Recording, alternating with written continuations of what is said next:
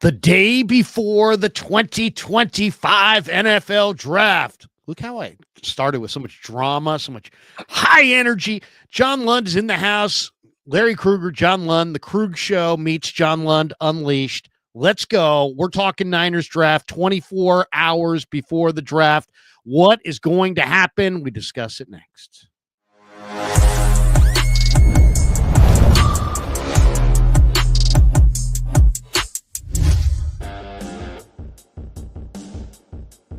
Off and running Wednesday on the Kreug Show. Happy April the 23rd. Draft is on the 24th. Yes, that's tomorrow. We got a lot to talk about. The 49ers with the 11th pick in maybe the most crucial draft in franchise history, definitely in recent history. John Lund in the house. There is nobody I'd rather talk Niner ball with than John Lund. Of course, the two of us have done Niner pre and post for many years. I don't know if I've ever counted it, but less than 10, more than 5. Yeah, I think you and I started together in like 16, and so yeah, at least like 7-8 years. And yeah, we did it a long time, and then we did draft coverage with the 49ers right next to the draft room, which we'll be doing this year. And you and I did the national wrap of the NFL for a few years for ESPN Radio. At the end, we would do a post game show, and at 6:59 p.m. we'd have 1 minute to connect to ESPN. Their producers would send us a bunch of papers. Here's what we're going to do. We're like, whatever, just let's go. And then we would recap the whole NFL day. So we went from a local show to a national show. Yeah, we were NFL centric. Live to live. Yeah, it was very nice. So, yeah, we've gone through a lot of these. And I commend you first and foremost because as much as I love and study the NFL draft, there is no one I know, and I'm not just saying this, there is no one I know who is as enthusiastic, who works harder, who digs deeper, who doesn't just say the first round, surface digging as most of us do. I might go deep into like the first, second, third round, something like that, but not you, man. You are all about, and that stuff's too easy for you. The first few rounds are too easy for you. First round, Pshaw. You dig deep, and you've always done it, and we've always laughed and said, okay, it's Kreug time. I just remember because, like you said, we've done the first round together. That's easy. You and I have delved deep into the weekends and done live broadcasts for local radio stations on the Saturday and the Sunday, where we're on the 7th round, right? And the Niners are throwing us these guys in the air, and I'm like, Kreug, who the hell is this guy? Yeah. And you're like, I got this. So there's nobody who knows it, studies it, digs on it, works harder on it, knows more about it than you, a former scout. And so I always love this time of year with you. I always love doing shows with you, but there's not a better time than 24 hours before the draft. And as you know well than anybody else, this is my favorite time too, today, because guys like Todd McShay, who talked to a lot of people, guys like Peter Schrager, who talked to a lot of people, all of a sudden, and this always blows my mind about this whole process, but guys are falling and rising, and it's not the teams. Here's who's giving out the information. It's the agents. So the agents are hearing certain things because the teams, as we saw, you and I were there live yesterday sitting by each other when John Lynch spoke. He has become a master at saying something, but actually the Billy Bean school, the Bob Myers school of saying nothing whatsoever. So he didn't give us a lot yesterday, because that's what teams are trying to do. They're required to do this so they can throw the NFL media and fans a piece of red meat before the draft. But they try to say nothing whatsoever. And they've got about a 20-minute period before they get cut off. Like Corey Rush, their PR guy, is standing there with a stopwatch. And at about the 25-minute mark, he goes, last question, because he doesn't want to, they don't want to be there too long. So John Lynch is telling a story about how Floyd Peters hated him as a draft pick and wouldn't play him for 8 minutes. So that breaks up, like, now he's only got 17 minutes to cover and not tell us anything. So it's kind of what's going on. So what we're hearing today is agents kind of throwing things out there that, Walter Nolan's moving up and Mason Graham's moving back. And that's information that's good stuff. It's not Mel Kiper like trying to match players with teams with players. It's guys who have insight who the day before the draft are going, hey, you know what? This is what I'm hearing. And so this is where it gets fun. Yeah, no question. And we got a lot to get to. And there's so many interesting angles, and John knows this like the back of his hand. So this is the guy I wanted to have on the show today, and we're dual streaming on both channels. So Hit like and subscribe so I can sound like a YouTuber.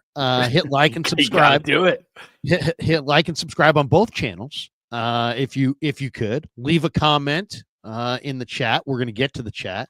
We got a bunch of people chatting away. I'll say it up front. I usually don't set any parameters on the chat, but let's all just try to get along. Let's just all just try to get along. I mean, I hate that guy. I hate you. I mean, it's just the draft, man. It's just the draft. I mean, have fun with it. Says they love a guard, it doesn't mean that you can go at their mother. You know what I mean? I hate that guy. When somebody says, I don't think the guy plays the run well, doesn't mean you need to stalk his. That's funny. Let's keep it in perspective. Oh, that's but good. There's a lot of passion. There's a lot of passion for sure. 49er football. People want their guy, right? They want their guy, and when their guy either gets taken or that's one thing I will say that John Lynch did tell us yesterday that I thought was really interesting was when they have this thing, and I hadn't heard this before. I know they do this in draft rooms, but I didn't know what they called it.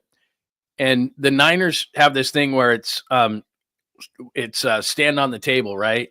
And they each scout, like you've been, gets on the table and pounds the table for one or two or three guys that they really, really like, regardless of draft position. Could be a first rounder, could be a third rounder, could be a seventh rounder. I wouldn't even want to be in the draft room. Just let me be in the room when that would be this. How cool would that be?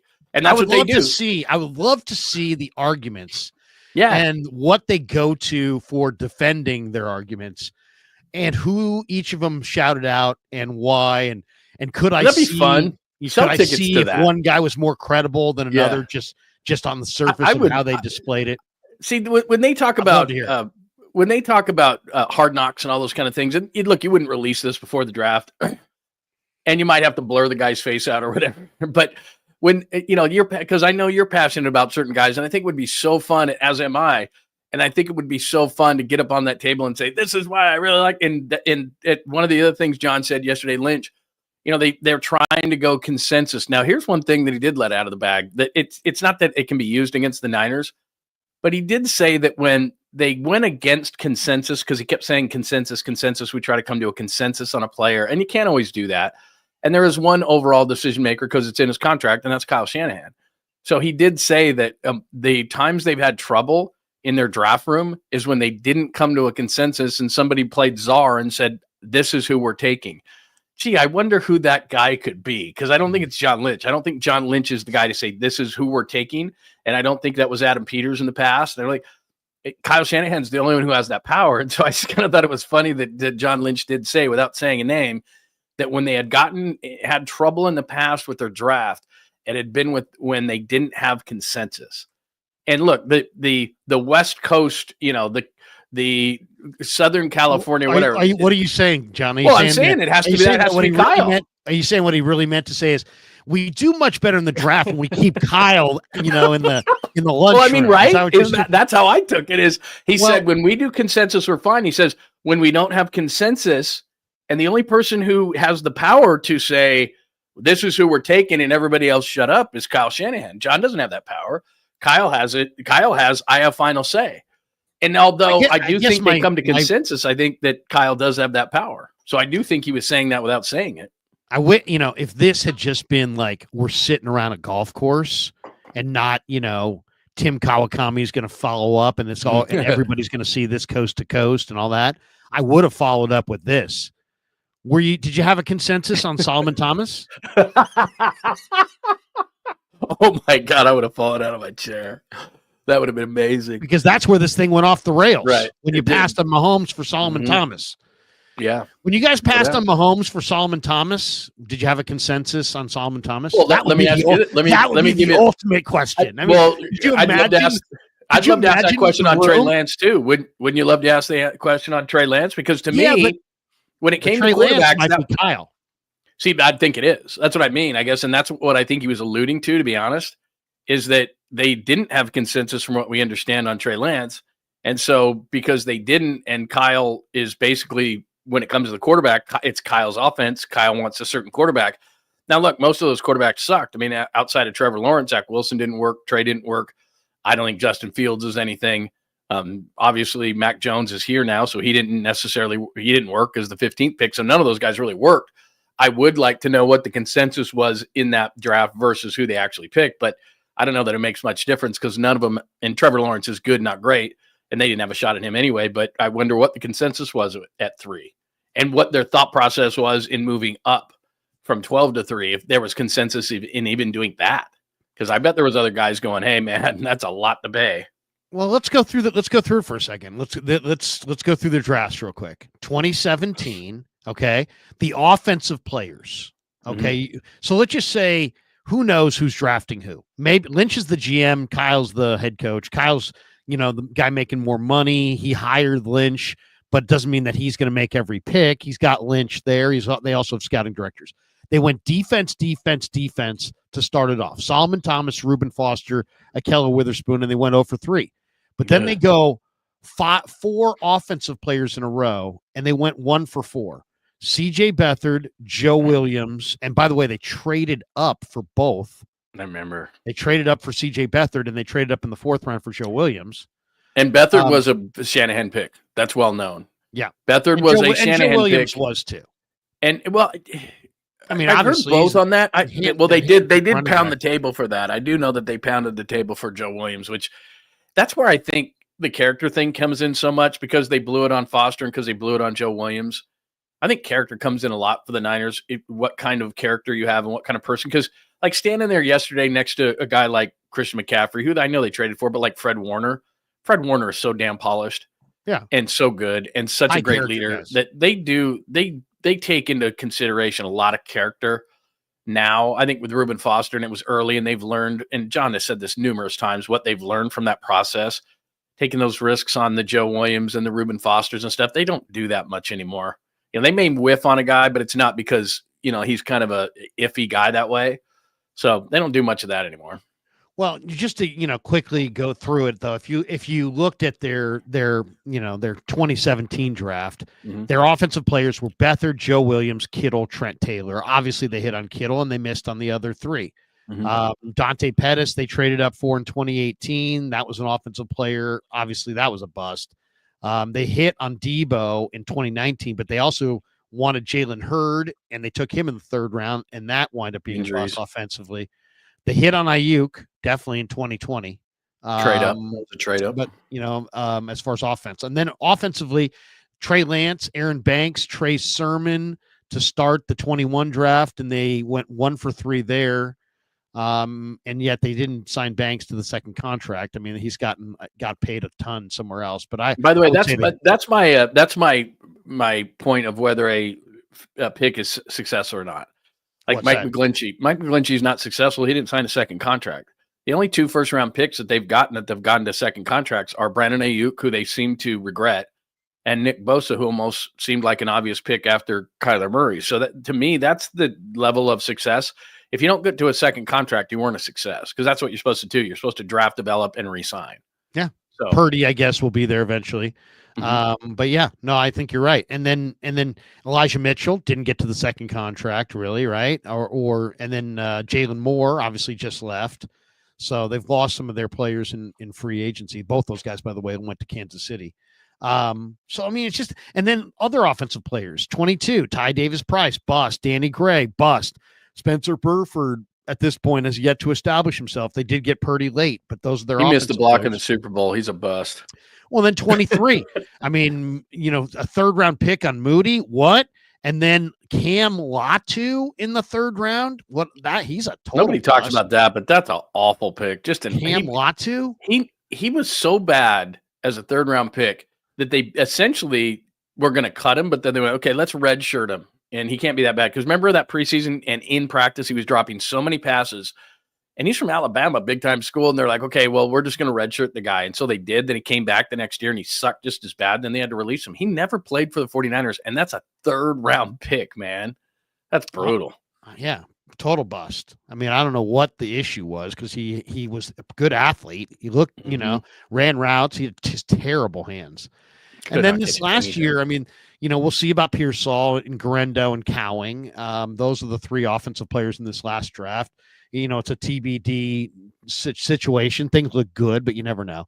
So I'm just saying, offensively, they haven't necessarily done an incredible job in the draft. But we don't want to harp on it too long, because I do want to get to the story of the day, which is that there's rumors that Mason Graham could fall to 11, and that the number one defensive tackle in this draft, the number 1 3 technique up front in Mason Graham, could be there at 11. And yet that now I'm seeing lots of people, Niner fans online saying, you know what? I'd rather have Walter Nolan. I'd rather have Derek Harmon. I'd rather go with one of those guys.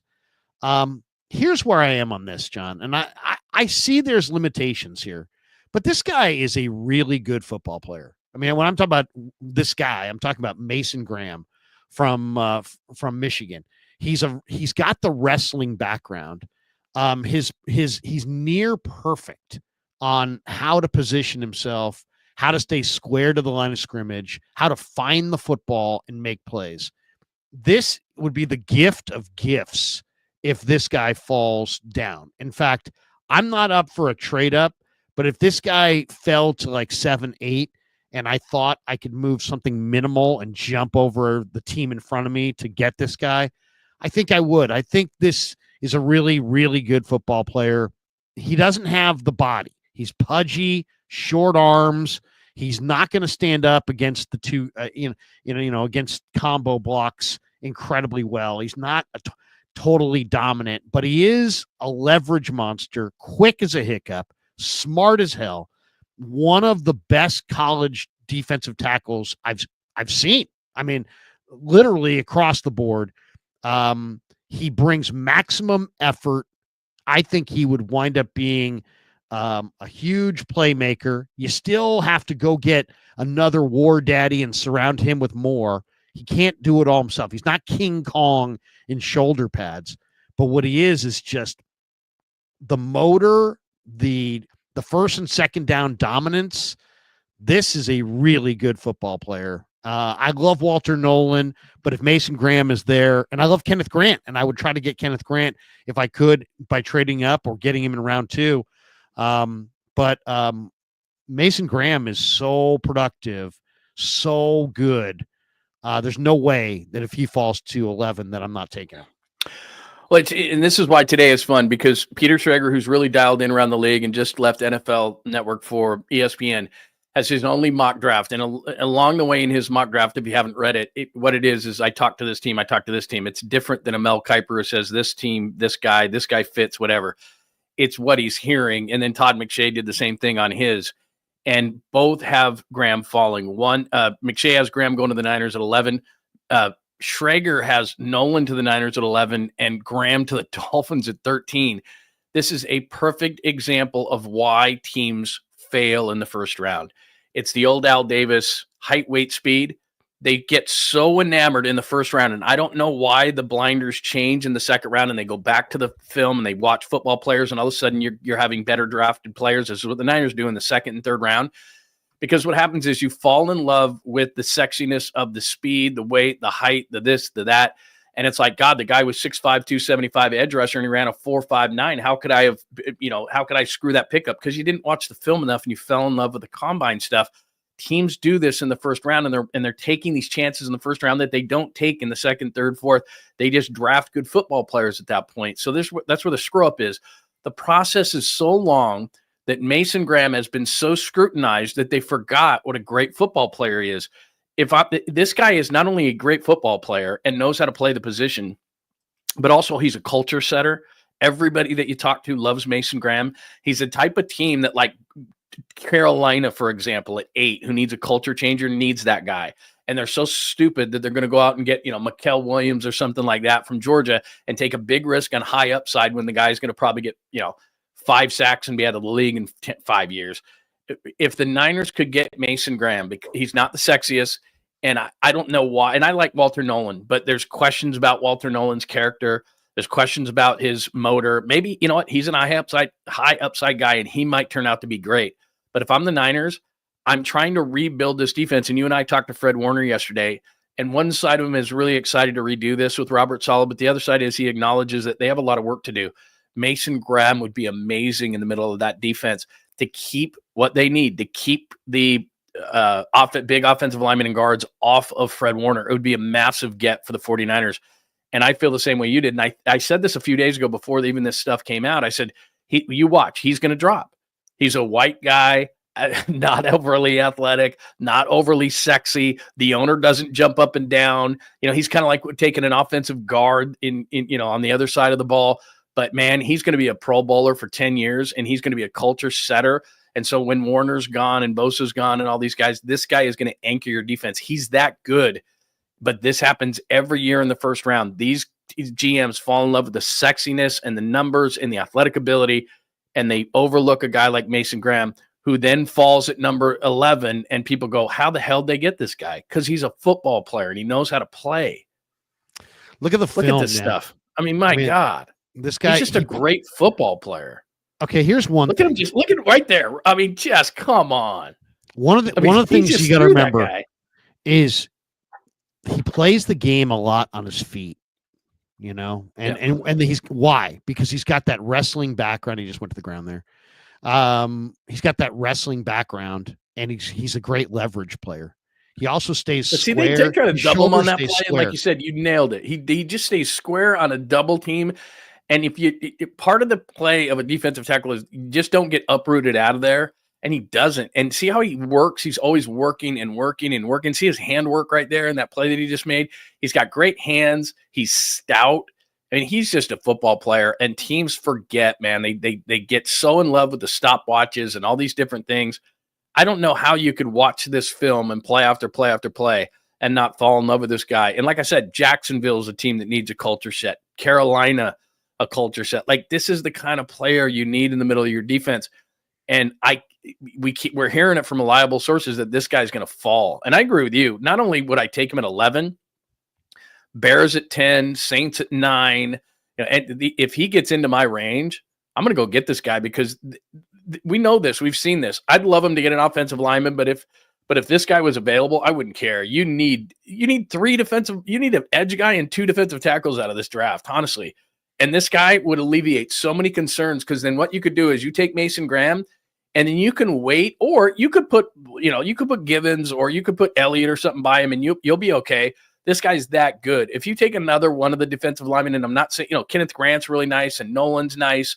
Harmon, I'm not as high on. I mean, there's a lot of guys in this draft that are really good, but you could take this guy and then you could wait till the, 5th round and take like a Robinson, the kid out of Nebraska or something. I mean, Graham is that good that he's going to make the interior defensive line and your entire defensive line that much better. Yeah, no, he's a monster, man. He's also, he's so productive.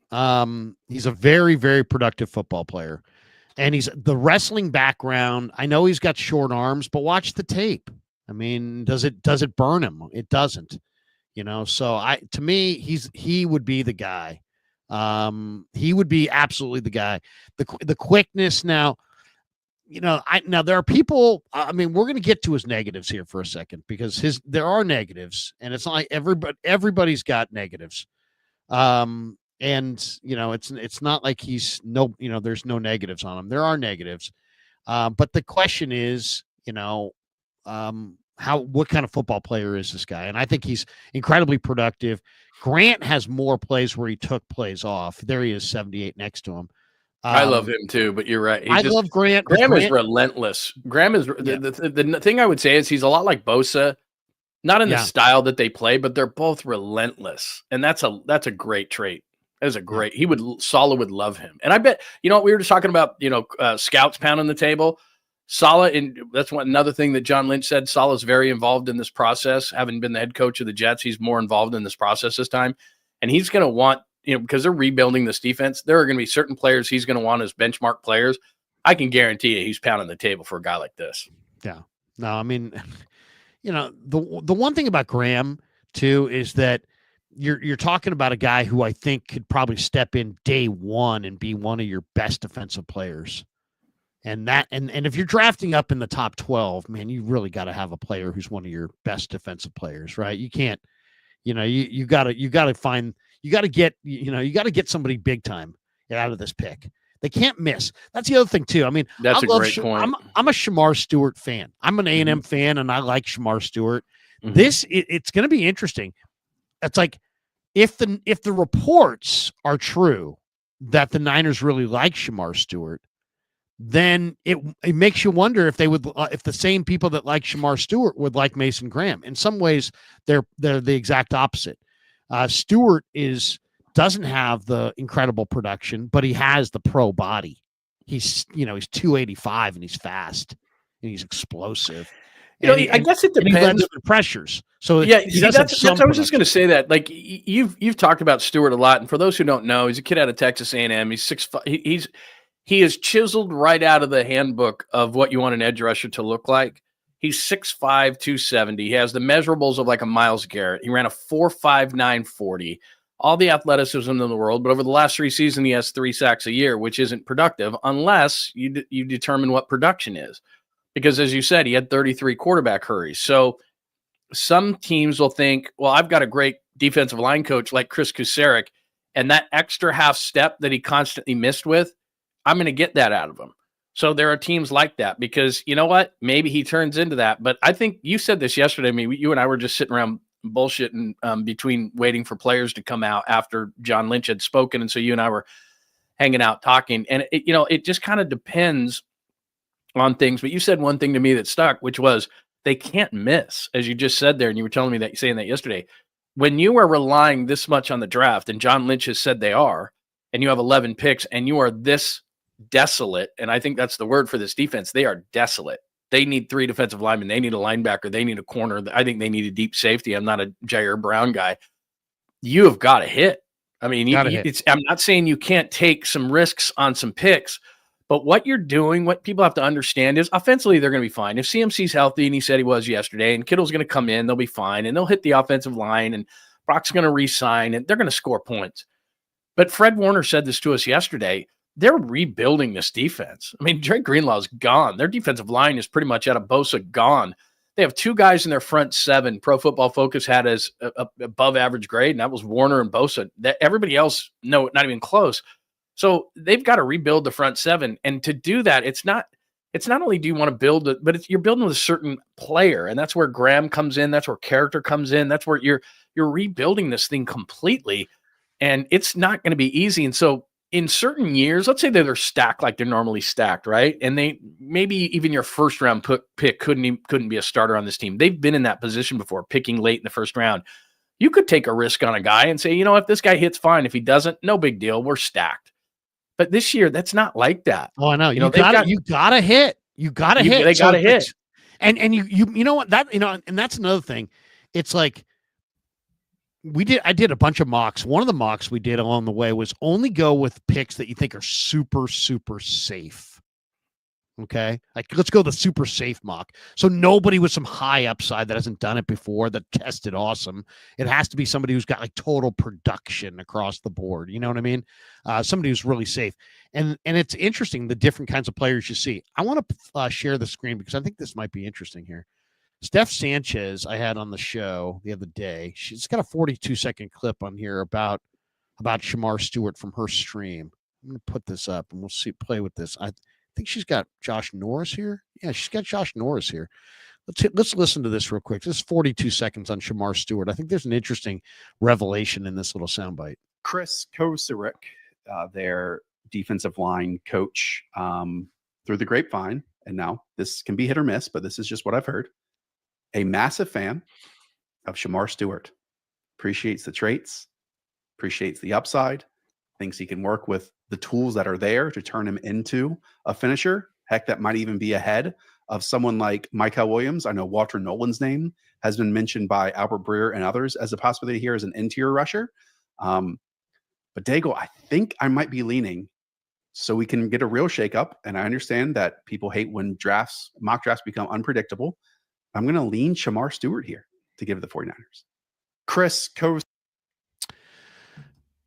Very interesting. What do you think? That doesn't surprise me though. Because Josh Norris, by the way, you know Josh, right? Yeah. Mm-hmm. Yeah.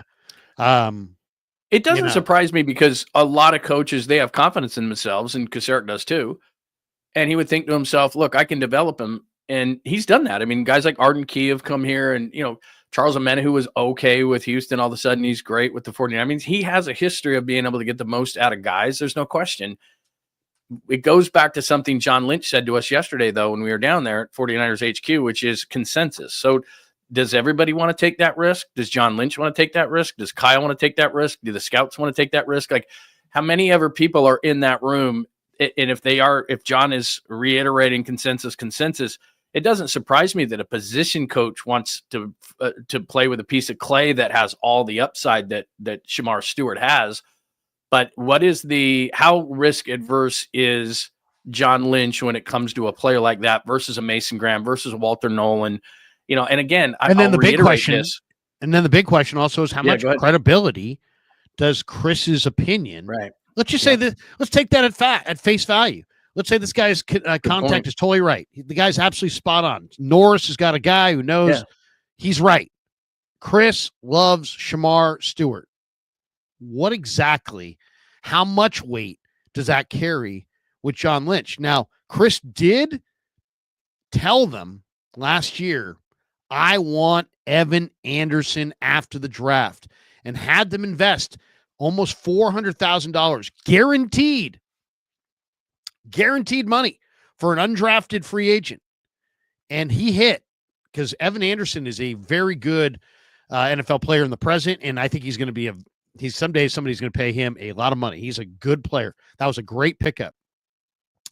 So the question is, does Chris is he hot with them right now? Do they feel like he's got, it'll be interesting to see, because maybe that alone would give him some significant sway. And maybe if Saleh also feels the same way and they're united on that front, you may see Shemar Stewart. But when it's interesting, if I was going to a presser, the one thing I would say is if I knew John, I'm just thinking to myself, psychological, if I'm John Lynch, and I'm going to a presser, I know it's an exercise. I'm not supposed to tell the media anything. Right. But I got to say something. It's a skill, though. He is good at it now. I want to tell the media nothing. But I would definitely want to say, if I knew I was going Shemar Stewart at 11, I definitely would want to say something that was consistent with, what he is as what I like. You know what I mean? Otherwise, it's like, well, wait a second. Yesterday, last week, John, you said you like short, fat guys, and you went for a tall, skinny guy. What? Yeah. Well, what did he say? He said, what do you like in a defensive end, John? I like guys who set the edge and pressure the quarterback. That's what he said. What does Shemar Stewart do really well? Set the edge at that weight, at that strength. He's the best at it. And that's what he does best, I should say. And pressure the quarterback, and he led A&M in pressures. And if Chris in the SEC, if Chris, is hot to trot on him, and that right there, that could be it. It could be Shemar Stewart at 11. I'm not even 100% sure Shemar Stewart makes it to 11, but there's a lot of Niner fans who are very, very nervous about this. But the question is this: if you like Shemar Stewart, do you also like Mason Graham, or do you look at Mason Graham and say, short arms, college player, played next to Grant, like him, don't love him, they're just so different. They're just really different. And look, I could see him taking Stewart. I could see Stewart not being there too. I could see a team like Jacksonville, who a lot of times at 5 is such a wild card, or Carolina, who is a bit of a wild card. Like, I could see those teams possibly taking him before, just because they cannot resist these things. But like I said, that's why teams fail in the first round. He's got production if you think production is hurries. He doesn't have sacks. Now, can you change those things? Yeah. Again, there have been guys who come into the league who aren't big sack guys who get coached by the right guys. It does not surprise me that 𝐃𝐨𝐧'𝐭 says that. It's just they've got to be united on the same front. And I really think you have you bring up a great point, because even though we didn't ask John Lynch this, and I guess if I had to do it over again, I would, and he would give us a generic answer that wouldn't tell us anything, because it's lying season. And he's become very good at saying something but saying nothing at all. But do you have to change your draft philosophy a little bit, in that if you're picking at 31 and you're stacked, you can take a risk on a guy. If you're picking an 11 and you better hit because you don't have anything on your defensive line right now, you better hit that guy. So do you have to hit a double rather than try to swing for the fences? because Stewart is swinging for the fences. Graham, to me, is, by the way, I think Graham's a home run pick, but he's at least a double. And so do you have that mentality, or do you draft one way all the time, no matter what? Or do you adjust things to, hey, I need a starter badly? I listen to myself. I mean, I'm biased because I've sat on the road with some of these guys, and I really believe in the wisdom of the guy who was in the stadium on the rainy day that the player actually played the game, as opposed and lived it and met, and was there and talked to people. So I always will lean with the scouts. But I'll say this, I'm also a huge believer in analytic data tied to the draft being absolutely a way to kind of almost moneyball it, to see through the minutia and get right to the players. I want guys who make tackles. You know what I mean? I want guys, whatever it is, and you can squeeze any variable in any formula you want and come up with something. But to me, when you wed the tape and the analytics, you're the best drafting team in football. So I think it's wise to listen to the analytics. And when I heard John say we like to build consensus, I think that's great. But it also, you got to leave room for Chris is coaching him, right? And he met him, and there's a connection there. And Chris thinks he can do this. And do we believe in Chris, or are we going to tell Chris, piss off? We're going to go draft somebody else, and you're going to take the guy we get you in the 3rd or 5th round. And then maybe Chris is like, not as fired up. There's dynamics at play here, but I would just say, take the best player, take a productive player. But it's interesting because some teams look at college production and say, Dane Brugler said it the other day. We had him on. He said, hey, look, the NFL draft and what the teams are looking for are traits. They're not necessarily looking for production because it's a different game that they're projecting these guys into. So if you're looking for traits, Shemar Stewart. If you're looking for production, Mason Graham. Well, I'll give you a great example, because I've always been a big believer in, well, if you didn't do it at the college level, how the hell are you going to do it at the NFL level? But I'll give you one of the biggest. Daniil Hunter. Yeah, he's a big one. But I was covering a game for ESPN Radio. It was Utah versus Wyoming, of all places, and they shipped me off to Laramie to do sidelines. And it is the wind. You were there. Yeah, and the wind is whipping like you can't even believe. Yeah, it's 50-mile-an-hour winds. I had to go up at halftime and just go, because it was unbelievable. And it's icy winds. It's freezing. And Josh Allen's the quarterback for Wyoming. So if I had never gone up there, look, he's completing like 47% of his passes. And I'm like, how the hell could an NFL team think to themselves, Josh Allen is our guy? But you don't realize that he played half his games in Laramie, Wyoming. Dude, I was screwing around on the sidelines. I threw a ball, and it comes flying back at me. It was just the most ridiculous weather I'd ever seen in my life. So I thought to myself, before I saw Josh Allen up there, I looked at his numbers, and I studied for the game, and I went, how could people be thinking this guy could be a first-round pick? And then I went to the conditions, and I saw how he played, and he still tried to drive the ball down the field, and he had terrible receivers, and he had a bad offensive line. And so, teams went up there, and they took that into consideration. They take him in the draft. And I understood why Buffalo took him when they did. A lot of the draft analysts who had, of course, never been to Laramie, Wyoming, and seen the brown and yellow, the fecal matter and urination colors of Wyoming in that War Memorial Stadium and that weather, they didn't realize it. And so I thought, if I had just looked at Josh Allen's numbers, I'd have thought to myself, he can't play in the league. He never did it against bad competition in the WAC, let alone doing it at the NFL level. But I understood Buffalo. What kind of weather do you have? You have that kind of weather in Buffalo, and worse with the snow and the things. And they said, you see this arm, he has experience throwing in it. We'll let him go slow. And it did. It took him a minute to kind of ramp it back up. And now we know what Josh Allen is. So from that point forward, I went, okay, I still believe in production in college. And I do believe the majority of players have to have some production, or it might be tough in the NFL. But you have to look at every situation. And that's why the scouts are the scouts. Because I went there once and went, oh, I get it. Whereas scouts probably went there again and again and again in a place like Buffalo, where the weather is such a factor. They went, this guy can cut through it because he's done it. And so all of a sudden, Josh Allen's great. Now, did I think Josh Allen was going to be that great? No. Because the day that they played Utah, they actually got beat, and he was just okay. But between the weather and the players that he was playing with, I was like, he has garbage to play with. So I understood it when he got picked. I went, okay, this guy has a chance, even though in college his numbers weren't overly impressive. Yeah. And you know, from being there too, by the way, because I bet Wyoming quite a bit at home. That's a great home field. That is because everybody goes up there. It's the middle of nowhere. Yeah. You have to go to an airport and drive a ton over there.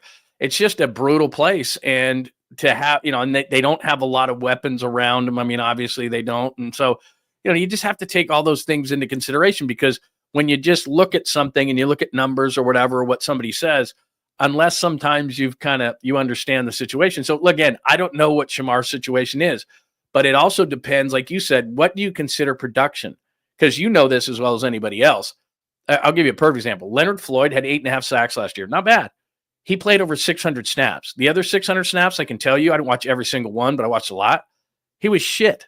He was garbage. He couldn't set an edge. He's 240 pounds. Like, so it, and yet, Nick Bosa the numbers had a ton of pressures last year, but he didn't have a lot of sacks. So if you think Shemar Stewart, if you're 𝐃𝐨𝐧'𝐭, and I understand why, he says, well, I'd rather look at the 33 pressures rather than the 3 sacks and say, okay, how can I get him that extra half step? Or how can I get him to understand that you're reaching and trying to knock the ball out at that point? So he was in a position to make plays. He didn't finish the play. Well, 𝐃𝐨𝐧'𝐿 is saying to himself, again, according to what you ran there, Josh Norris was saying, like, hey, you know what? I'm a great coach, and I'll get him that extra half step to make the play. That's probably what 𝐃𝐨𝐧'𝐿 is saying here, because 33 pressures, that's production, but we all get enamored with sacks. And I'm saying Leonard Floyd had 8.5 sacks. That's not bad, but he was trash on the other 600 plays that he played, and that's why he's not here anymore. You know, it's like I had a guy on from the Draft Network the other day, Josh, not Josh, I'm losing my Ryan Fowler. Mm-hmm. And Ryan Fowler was there in Mobile, and he's like, you know, I talked to him after the show. He's like, man, to be on the field and watch Shemar Stewart dominate in Mobile, it was something to behold. Now, this guy went there. He played on Monday at practice and Tuesday at practice and dominated at such a level that he shut it down the rest of the week. So you're not shutting it down if there's all these, you know, people with all these concerns. You shut it down when they say, you know what, bro, you're going top half of the first round for sure. And that's probably what someone said to his agent. So for him to go potentially at 11 is not shocking to me. And to hear Josh Norris say that, you know, because the question is, can Chris coach him up? Chris is the guy who's got to do it. If Chris really likes him, that's the key. And to hear that makes me think they're going Shemar. Now, I thought Lynch also gave away a little bit of what their indications might be on day 2. But let's hit that in just a second. We started off talking ball right out of the chute. We never got into our sponsor. So we are, of course, as we always are, brought to you by Pig and a Pickle, the best barbecue in all of Northern California. Check them out. They're in Emeryville. They're in Corte Madera. They're open 7 days a week from 11 a.m. till 8 p.m. Go say hi to Damon and Mary. Get some brisket chili. Tell them the Kreug sent you. We're also brought to you, as you can see on the bottom of the screen, by our 2 sponsors on the bottom there, which is Claw Daddy Arcades. A big fan of Claw Daddy Arcades. He's a great follow on Instagram at @Claw_Daddy_Arcades. And you can find a Claw Daddy Arcade here in Northern California. He's got 3 down in the Southland. He's also got Fresno, Modesto, and he's got a brand new location opening in the Bay Area. So follow him on Instagram at @Claw_Daddy_Arcades. Thanks to him for being a proud sponsor of the Kreug Show. And also thanks to our friends at Lund Upskill Academy. The show is sponsored by Lund Upskill Academy, which is an online learning platform designed to get you job ready in 6 months or less. So it doesn't matter what field you're interested in. It could be cybersecurity, could be marketing. They offer over 30 certification programs to help you take that next step in your professional career. And they've got flexible online learning and industry-recognized certifications. You can build the skills employers are looking for, all with support of a U.S.-based student assistant program. So don't wait to invest in your future. Click the link in the description of this show and visit upskill.learnkey.com and connect today. And, of course, we have our NFL draft contest. Who goes in the top 12, if you can match the most, there's a link in the description. The winner gets a $100 Visa gift card. Second place gets a $50 Visa gift card. If you can pick 1 through 12 in order in the draft And whoever gets the most right is going to be the winner, and they get to come on the draft show next weekend. So looking forward to that. Thanks to Lund KNBR Academy for sponsoring the Kreug Show and our NFL Draft Challenge. And we went through it, and I'll tell you the one thing, John, that I'm thinking is going to be the big bombshell on draft day. I believe that the Pittsburgh Steelers, who normally are very conservative under Kevin Colbert, now Omar Khan, they have DK Metcalf. They have George Pickens. They have a nightmare on their hands if they don't get themselves a decent quarterback, is what they have. They've invested a ton of money in two guys who are absolutely going south on them if they don't have put a decent quarterback on the field. And if people don't understand that's the reality, that is the reality. Pickens is already iffy, and DK just got there and has played, wants to play with a good quarterback. Pittsburgh needs a quarterback. I think Pittsburgh's willing to trade next year's number one. I think Tomlin really wants Shedeur. I think Tomlin right around where the Niners are, 8, 9, 10, 11, 12, somewhere in that range. I think the Steelers are going to try to come up from 21, offering next year's one to do so. And the Niners might be sitting right there if Shedeur falls in their lap as the team, because Dallas, a lot of people think they're going to part ways with Dak Prescott potentially in a monster deal, and they could be looking quarterback. So I think it's kind of a volatile area for quarterbacks. If Pittsburgh calls the morning of the draft, not on the clock, before the draft, and offers you 21, next year's one for 11, do you bypass Mason Graham, Shemar Stewart, and all that and just say, you know what, let's take the one and move back to 21, and we'll start our draft with 2 number ones in 26? But we won't have that top dozen pick. We'll be more in the area we've always been in the 20s. What do you think? Yeah, I don't think there's any question. And John Lynch said this yesterday. He said one of the things he said was the thing he loves about the draft this year is the depth of the draft. He said that there were 20 first-round pick grades for him this year, or for the 49ers this year. In 2024, there were 23 first-round grades, is what John Lynch said. So they'd be on the verge of, because he said there's 20, so they'd be around the verge of running out of first-round grades, but there'd probably still be one on the board that they could like. And different than other years where the Niners were picking near the end, they didn't have openings, but they do. They do at edge. They do at defensive tackle. They do at offensive tackle. They do at offensive guard. They might at center. They do it linebacker. They do it at deep safety, where I like a guy like Malachi Starks or somebody like that. I really like the kid out of South Carolina. He was more of a box safety, so maybe he doesn't fit because you've already got one of those on your roster right now. But they're in that range. But yeah, you're going to be next year's number one, and I get 10 picks back. The Niners would do that in a heartbeat, because where John Lynch was not trying to tell us anything, but I don't think this hurt. I don't think that he's giving out any information that's inaccurate. It's not a top-heavy draft. It's a deep draft.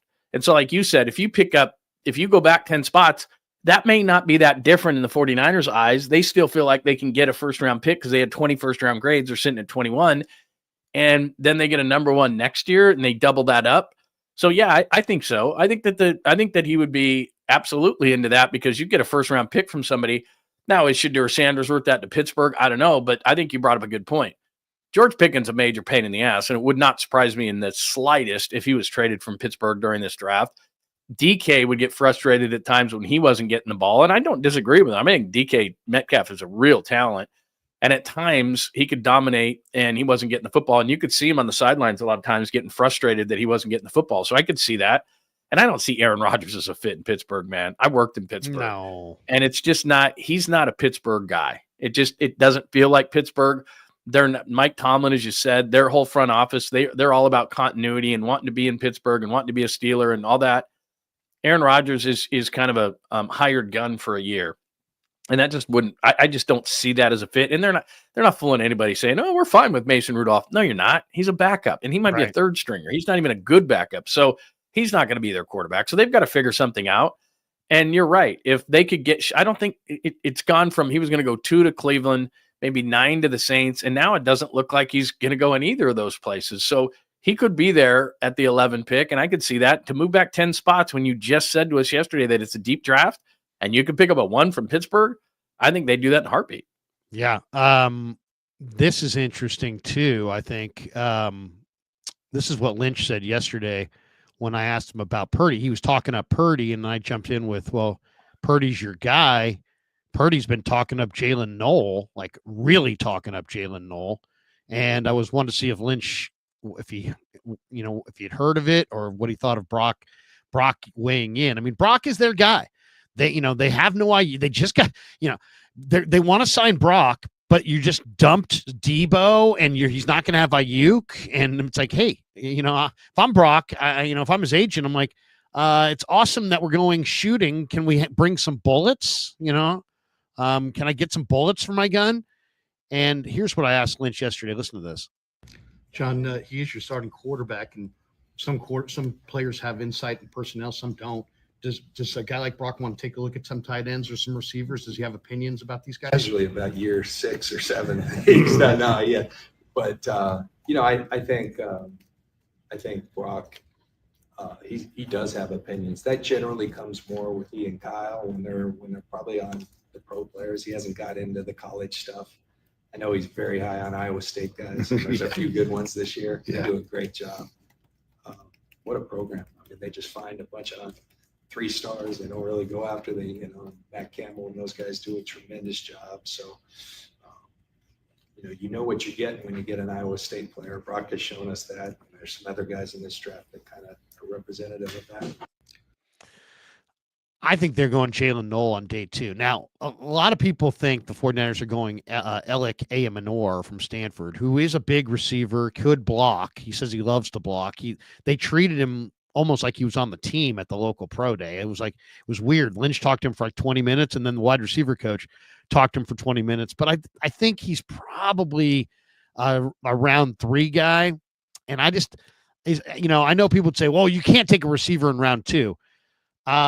If you're going to take a receiver on day 2, I would say I'm listening to my quarterback. And based on what I've seen, if it comes down to Jalen Noel or 𝐬𝐿𝐫𝐸𝐸 or 𝐬𝐿𝐫𝐸𝐸 or whatever, I'm not sure how you pronounce it, I'm taking Jalen Noel all day, every day.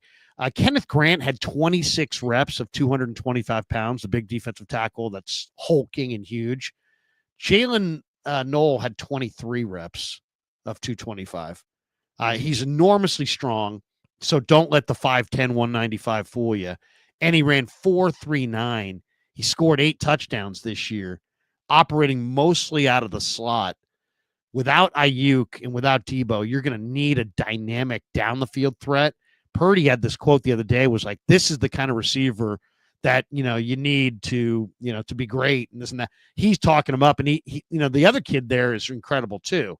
Who's a bigger receiver, but I think he's like 6'4", 215. Yeah, and I think he's good too. He's a 4.5 guy. Yeah, he's a 4.5 guy, or high 4.4s. And he's good too. I like him. Him. He's smooth. He's big. But Jalen Noel is, I think, a great player. And if I'm on day 2 of the draft and I'm going to take a 5'10", 195-pound receiver, he sure as hell better be great. And this kid is great. And I don't know. We'll see. I know the second round is probably too high, but if you could, to me, trading back is probably the ticket to getting a guy like Jalen Noel. If you could trade back into the 20s, I don't know, Pittsburgh, let's see what teams want to trade up, or Denver maybe. If they could trade back and get that extra pick, I think you could afford to go with a receiver on day 2. If not, you probably got to stick in the trenches. Yeah, it's just, and John talked about this yesterday, it is going to be hard to trade back because what drives trades in the first round of an NFL draft is quality quarterbacks. And they just don't have those. And so Cam Ward, who I still question at being the number 1 overall pick, but that's fine. Like if I'm Tennessee and I have so many needs to fill, I'm either taking Hunter or Carter. But okay, you're Tennessee, you can do whatever you want. I don't think that there's a top 10 quarterback on the board. I think that there's more value in the mid-round quarterbacks in this draft, but they're going to do what they're going to do. So it's hard to do that unless there's a big-time slider, and Graham could be that slider. There's a number of guys who could do that depending on what your needs are. So you could see that. It's just you're not going to see a major, a big-time jump unless, like you said, if Pittsburgh loves Shedeur Sanders and wants to be, and I think this is as important, wants to be in the Shedeur Sanders business, which I don't want to be. if I'm an NFL team, character matters and all these different things. A kid driving around a Rolls Royce Ghost because he got a bunch of NIL money at Colorado, that doesn't really make me happy if I'm an NFL team. Being the Little League coach's son, which is the way he acted, there was lots of things. I don't want to be in the Shedeur Sanders business, but if the Steelers do, moving up 10 picks is the only way that you can get that kind of a move and get a first round pick possibly from Pittsburgh. You mentioned this and you're right. They're normally a conservative organization. So I don't know if they would do that. If he was there at 16 or 17, maybe they'd make that kind of a jump. But like you said, 10 spots in the first round of the NFL draft is going to cost you your first round pick next year. So I don't know if Pittsburgh's comfortable doing that, but you brought up a good point. If you're going to keep Pickens around, who's a major pain, and if you're going to take DK Metcalf, who's going to demand the football, you better get someone to throw the football. And I don't know that I think Aaron Rodgers might just retire and then go to Pittsburgh. I just think that's a bad fit. I think it's a bad fit with with Tomlin. I think it's a bad fit with the organization, but I could be 100% wrong and they could sign him. But I could see them getting Sanders. I just don't know if they would come up to 10 picks. That would be out of character for Pittsburgh, but they might if they're that desperate. And who knows? Maybe that would be the kind of move that would make that would make the 49ers willing to trade back if you're willing to give up your number one. One of the things that Matt Mayoko agreed with me on the other day was when I asked him if do you think the Niners may use some of these, maybe trade back in from a couple different picks, different points in the draft, try to get some extra, late. I think that's more likely. And then trade some of those day 3 picks for veteran players.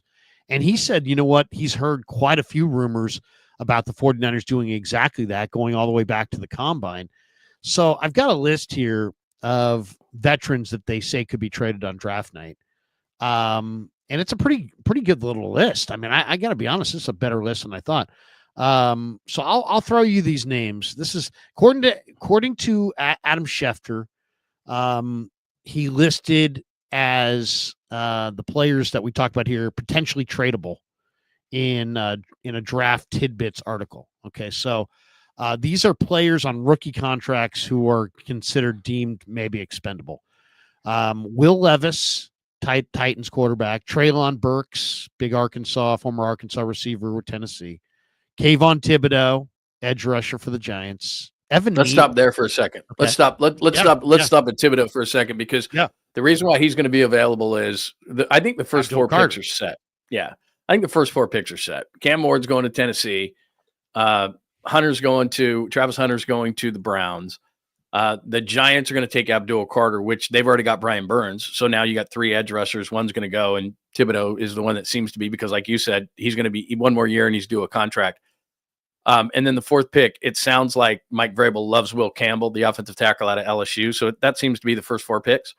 So that makes Thibodeau expendable. And to me, this is what I mean about the 49ers. You're not getting 6 or 7 starters that are rookies. You don't even want that.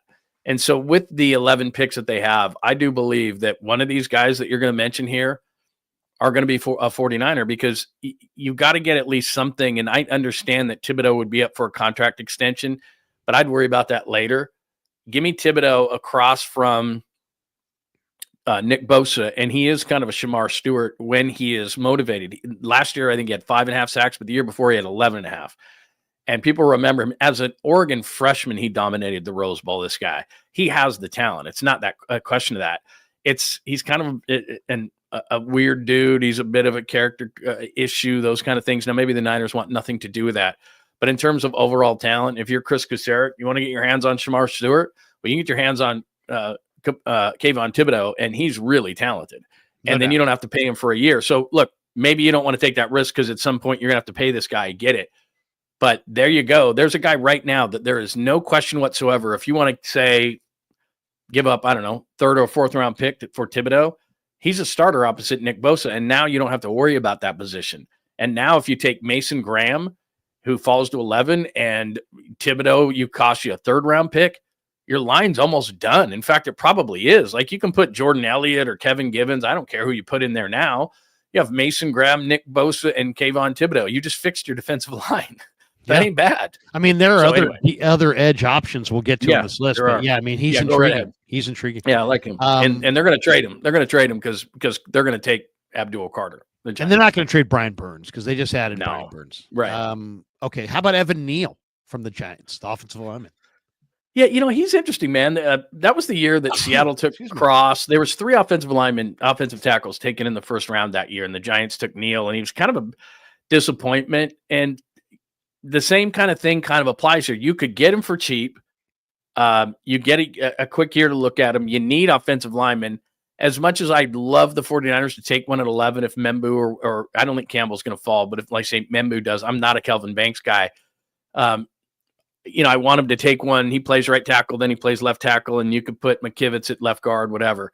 It just doesn't sound like they're going to go that way. And that's the character for the 49ers because what have we heard a ton of times, and you know this, Chris Forster, their offensive line coach, doesn't believe in the Niners as a philosophy, don't believe in going early with offensive linemen. So it doesn't seem like they're going to do that. So Neal has been a disappointment for the Giants, there's no doubt, but he was a top 10 pick a few years ago out of Alabama, and he's a massive dude. So what if the Niners had a high grade on him?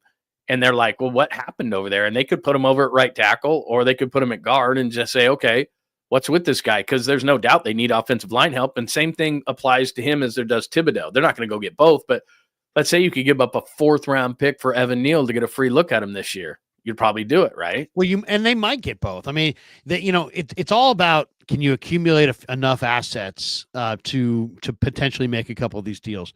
Other names on this list: Jalen Hyatt, the wide receiver from the Giants, who's a go pattern guy. He's a downfield threat. That's what they need. I like him. Yeah, he was a former 3rd round pick. He hasn't been really good there, but God, at Tennessee, he was good. And I know. And maybe in Tennessee, they got another guy in the locker room there from Tennessee at wide receiver.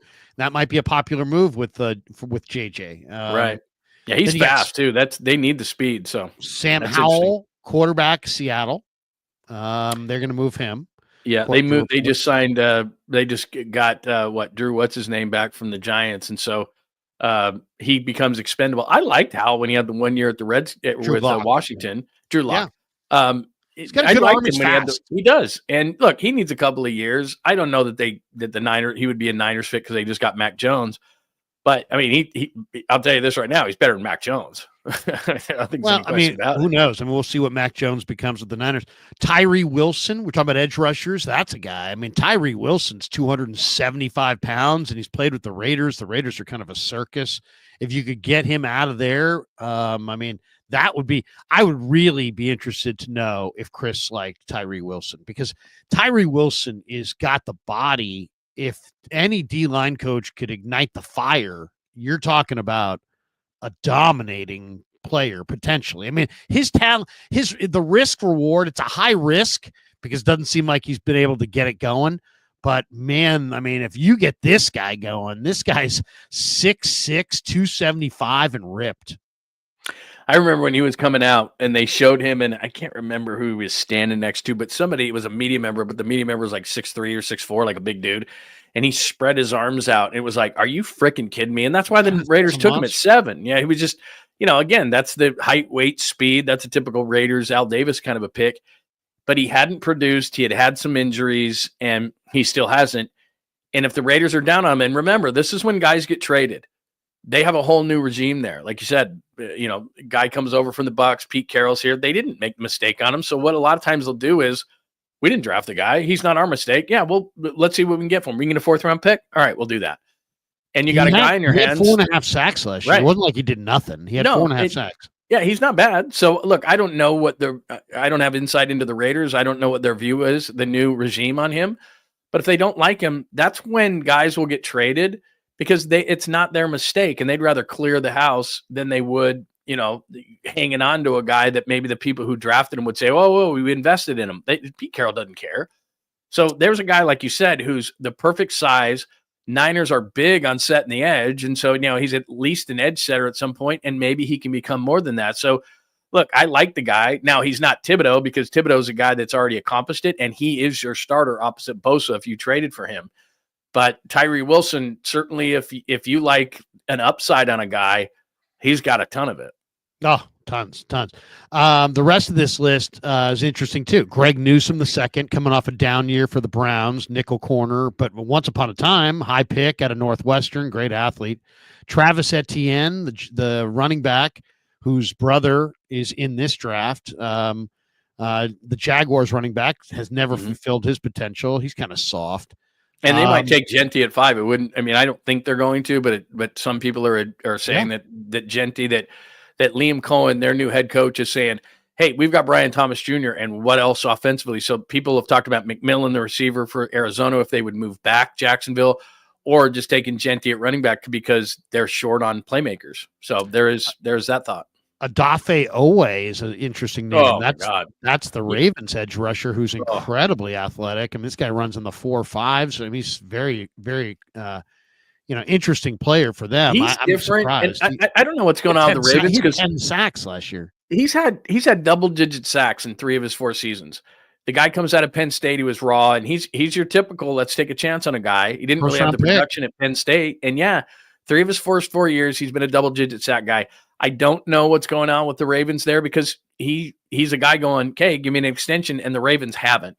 So I'd have to find out more about him, but he's the most accomplished guy in that list. I mean, you put him opposite Bosa, they're both getting double-digit sacks. Yeah. So I don't know what the deal is. I don't know what the deal is there, because he's productive. I don't know why you'd move him. You didn't want to give him. Do you not want to give him an extension? And if not, why not? Because he's been really productive there. George Pickens, Kayshon Boutte, and Rashad White. Rashad White's interesting because he's a really good receiving running back. If you want, he can catch the ball to the backfield. If the Bucs wanted to get rid of Rashad White, that would be an interesting one. But they have Bucky Irving now. They don't need Rashad White. So it's like, I'm sure they don't want to pay Rashad White. He's only 26, 6 feet, 214-pound running back, pretty good receiver.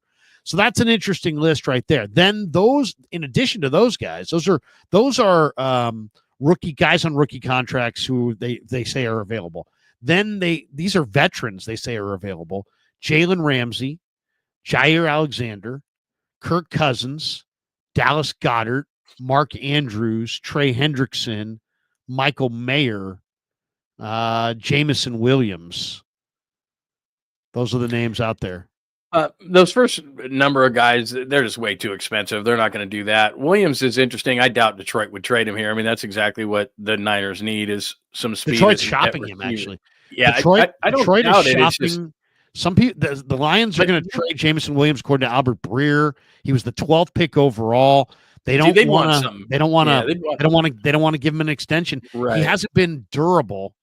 He had 1,000 last year. He had 1,001 yards though, 17.3 yards per catch, and he did have 7 touchdowns.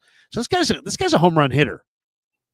I like him, but that second group, they're differing, because in Jameson Williams' case, they don't want to give him an extension, but they're not going to give him away. In the situation that you mentioned, a guy like, the receiver with the Giants, or Thibodeau, or Hyatt, or Wilson, or somebody like that, you can probably get those guys for a 3rd or a 4th round pick, because they've just kind of fallen out of favor. Maybe even later. You're right. Yeah. Because those guys have kind of fallen out of favor. Miami's not giving Jalen Ramsey away. Not that he's coming here, but Jalen Ramsey's an expensive guy that they're not giving away. Jameson Williams, as you said, was a 12th overall pick. The Lions aren't giving him away. So, in a couple of those guys' cases that you just mentioned, like Hendrickson, for example, look, I love Trey Hendrickson. He's got the 3rd most sacks in the NFL over the last 5 years. He's a $25 to $30 million edge rusher.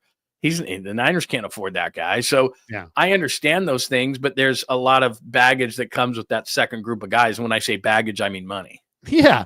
Yeah. I mean, all these other guys, first of all, football players, I think Cousins has played his best ball. I think Goddard's played his best ball. I think Andrews has clearly played his best ball. He's had a lot of injuries. Hendrickson is the only guy on that second list that really is interesting to me. I like Michael Mayer. I will say that. I think that would Michael be a great Mayer get. Would be a good one. If you could get him, and that's just because Brock Bowers was so good. He was a 2nd round pick out of Notre Dame. He can catch it. He can block. He would be a perfect second tight end. And Luke Farrell's a blocking tight end, so he's the 3rd guy who they got from Jacksonville. So this is a deep tight end class. You and I have talked about it a lot, and it wouldn't surprise me if the Niners went tight end at some point in this draft, because there's a lot of them. But if you want to give me a guy like that, and now he was a 2nd round pick of the Raiders, so are they looking to recoup that? are they looking again with a new regime to say, we didn't draft the guy, give us a 4 or a 5? Now, you want to get a 4 or a 5 for a kid who was a second round pick just a couple years ago who can catch and block?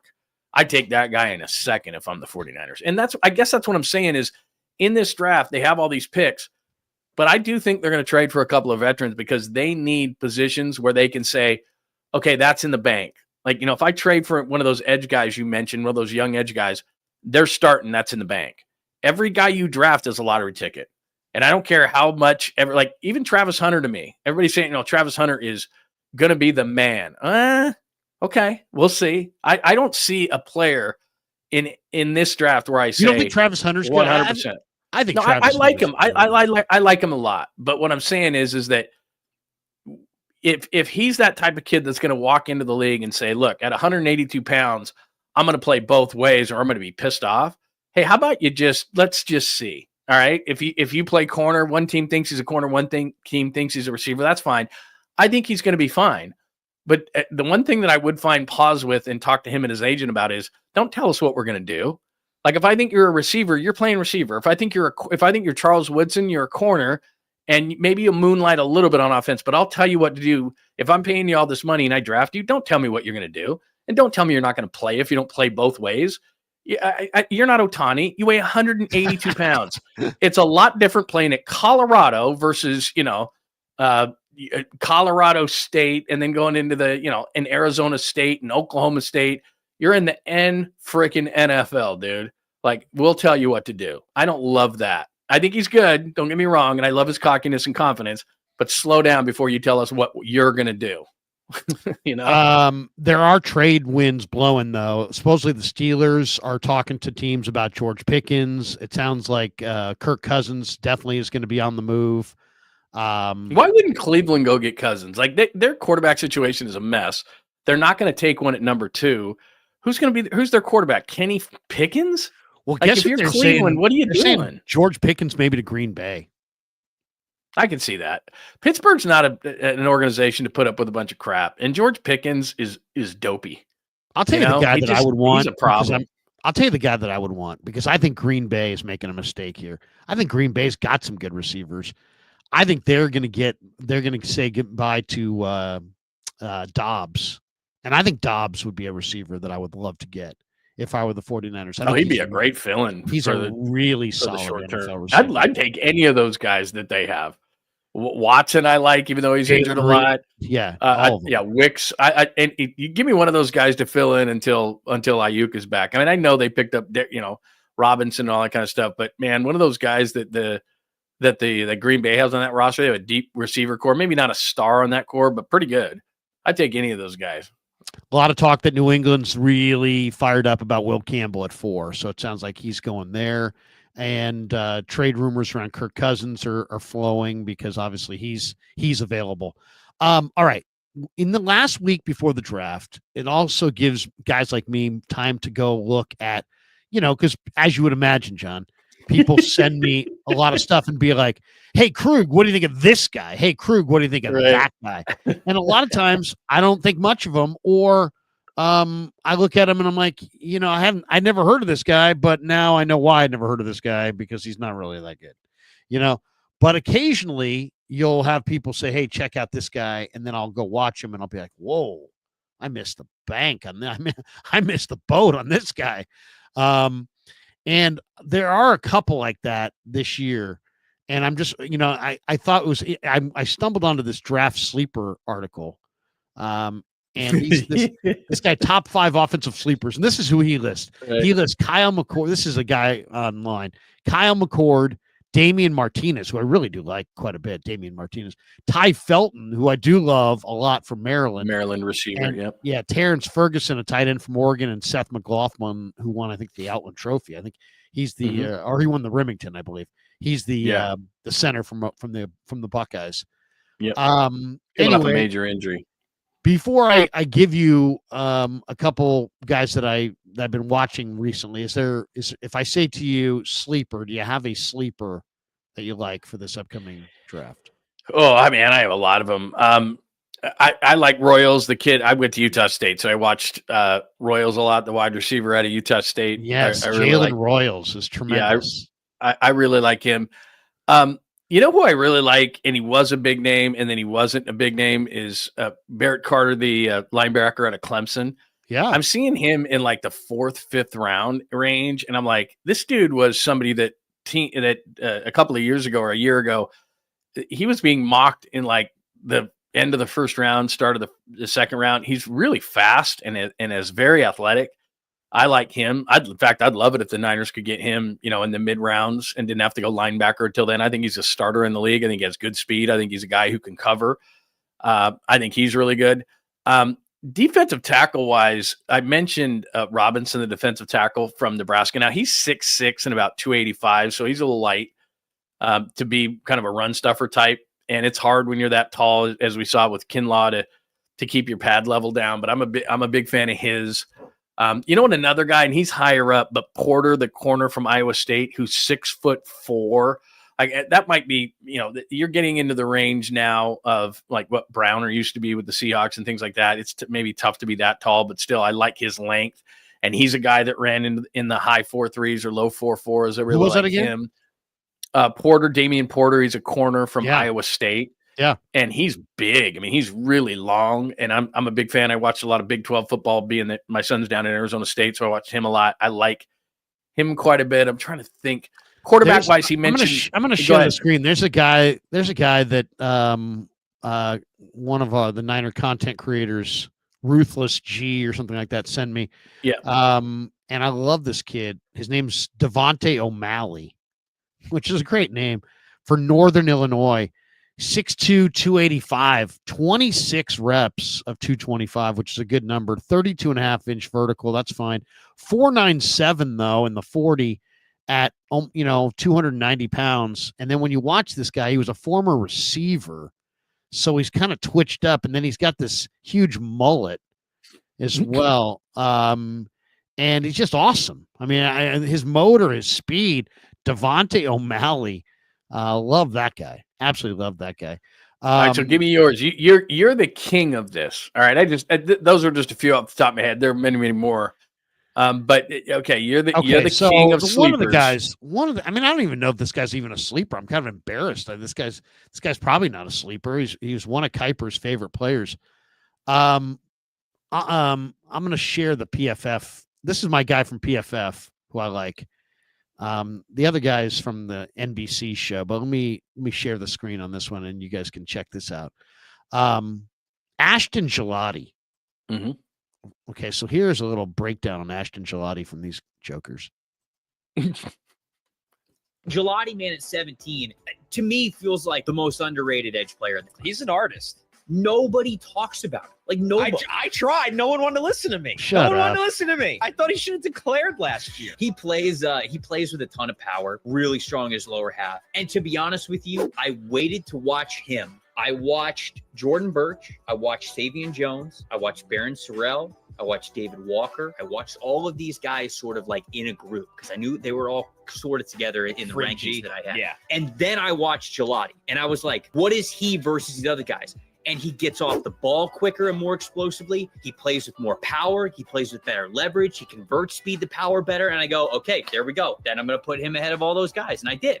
I wasn't sure where I was going to have him in that group. And, turns out he was at the top of that group of players that I mentioned. Yeah, this guy's a beast. I thought that video was going to include some video, some footage. Let me see if I can find some footage, though. I'm pretty sure you're going to love the footage because, I mean, the guy is unbelievable. Oh, here's James Foster. Okay, so I had James Foster on the other day. This guy's a really good draft guy as well, and he put out this video of Ashton Gillotte from Louisville, and he's just a 75-pound defensive end. He's really kind of thick, but he's powerful. Here he is coming off the edge, 2-point stance, dips, rips, boom, down. Blew right Now by he's- that tackle. It's Look at funny. the power. Look at the power. Just bull rush in your lap. You know You're what? down. You know what you like about a guy like that too is if he can play on the edge and then you move him inside, use that quickness against a guard, and you can have a more undersized third down type of guy because, like we said, the 49ers need an edge setter, But a guy like that could be a 270-pound edge setter, then move to the inside on passing downs against a guard where he's too quick, and then you bring out that quick, third down, kind of a NASCAR package thing. I like bigger defensive ends like that. And there's like Jared Ivey. That's the move right there that I really like. Look at this one. But like that's what I like about like a Savion Jones from LSU or a Jared Ivey from Ole Miss. Like you're talking about guys that are I'm a big that are like Ivey guy. 6'5", 6'6", 280 pounds. And so they're edge setters, but they can still get to the quarterback. And then you could get a guy, I like those guys. And then they can move inside, and then you bring in a third down, blitzer or just a blazer off the edge. And all of a sudden now on your third down package or your passing down packages, you bring in an Ivey or a Jones, they can move to the inside. You bring a fast guy on the outside, and then you got Nick Bosa on the other side, and now you're rolling, I like the versatility of a guy who could maybe go outside, inside that are a little bit bigger rather than the traditional 255-pound edge guy. I like having those big versatile guys. I mean, that one right there. Did you see that right there? Look at this arm move. Not this one. I'll show you. He's on the defensive left end, and look at him just want this right here. Look at this. Yeah, look at that. Dude, he just stiff-armed a 350-pound man down to the ground. Yeah, in one arm. So Gelati's the motor, the production, he's a little bit thick for your prototypical NFL defensive end, right? He's more almost like a tackle end type guy. He's not super twitchy. He's not, he's more of a motor guy than he is a twitch guy. It looks like he's got some, I haven't watched him a ton, but just based on the footage, I mean, it looks like he's got some technique though. I mean, you can see he's doing some power. He's using his hands well. He's setting up the blocker. I mean, he's doing some things like that.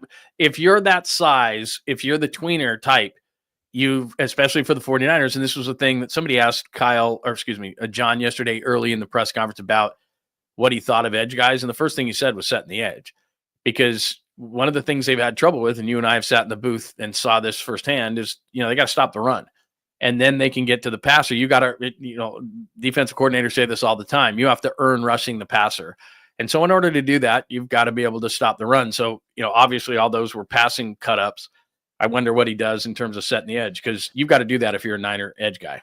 He's strong against the run for sure. And then watching that film, okay, so sometimes I go down the rabbit hole watching that film. I found this guy who also is pretty amazing. And this is one of the great names in the draft.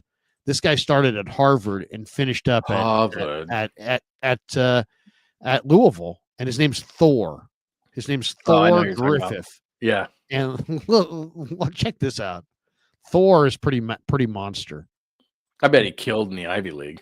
The combine is defensive tackle Thor Griffith from Louisville. He spent 3 seasons looking basically unblockable at Harvard before transferring to the Cardinals this season. He was insanely productive at Louisville this year with an 84.3 overall grade and an 84 run defense grade. He reportedly can bench 225 pounds 45 times with a sub 5 40-yard dash to boot. He could prove himself to be one of those late-round trench player gems who you bet on due to standout combine numbers. Yeah, this guy, I wouldn't draft this guy. But I'm calling this guy. I'm calling this guy when the draft's over, especially if after I get Gelati and I'm like, hey, bro, we got Gelati here. We're having a big old Louisville party, and come on aboard. Well, because that guy, Thor Griffith, the strength, you didn't see it in there, but the strength is unbelievable. Those 42 reps mean something. When a guy can put up 42 reps at 225, that's a lot of lifting. That's a lot of time in the weight room. But then this guy's also got quickness and ability, and he made lots of tackles. So he better have graduated from Harvard, because I'm not doing 3 years at Harvard for the rest, because I have that on my resume. And then you went to Louisville and graduated. Like, dude, you were that close to getting a Harvard degree. Just finish at Harvard, then do your, you can be a grad student and play at Louisville. But I mean, my God, man, if he left Harvard without getting a degree, that's a major gaffe on his part. No. He got his degree. Also, he thrives. He plays the 2-eye. He plays a 3-tech. He had a 12.5% pass rush win rate, which was 4th among all defensive linemen in the draft. He had an 88.4 run defense grade, and that was 1st.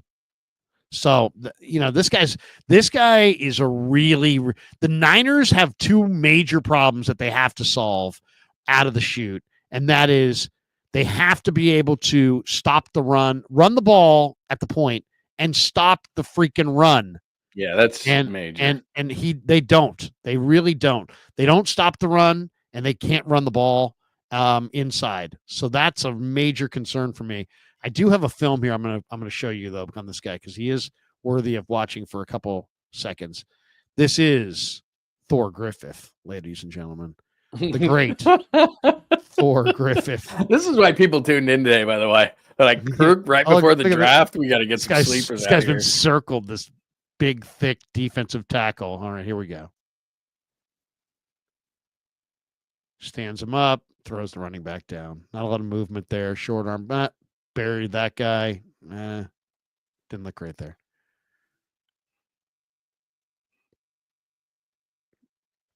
Strong at the point, pursues down the line. I mean, this is going to be He's definitely a plotter. He's a plotter. He's a plugger. He's a plugger, but he's enormously strong. He's a phone booth guy for sure. Yeah, he's a phone booth plugger.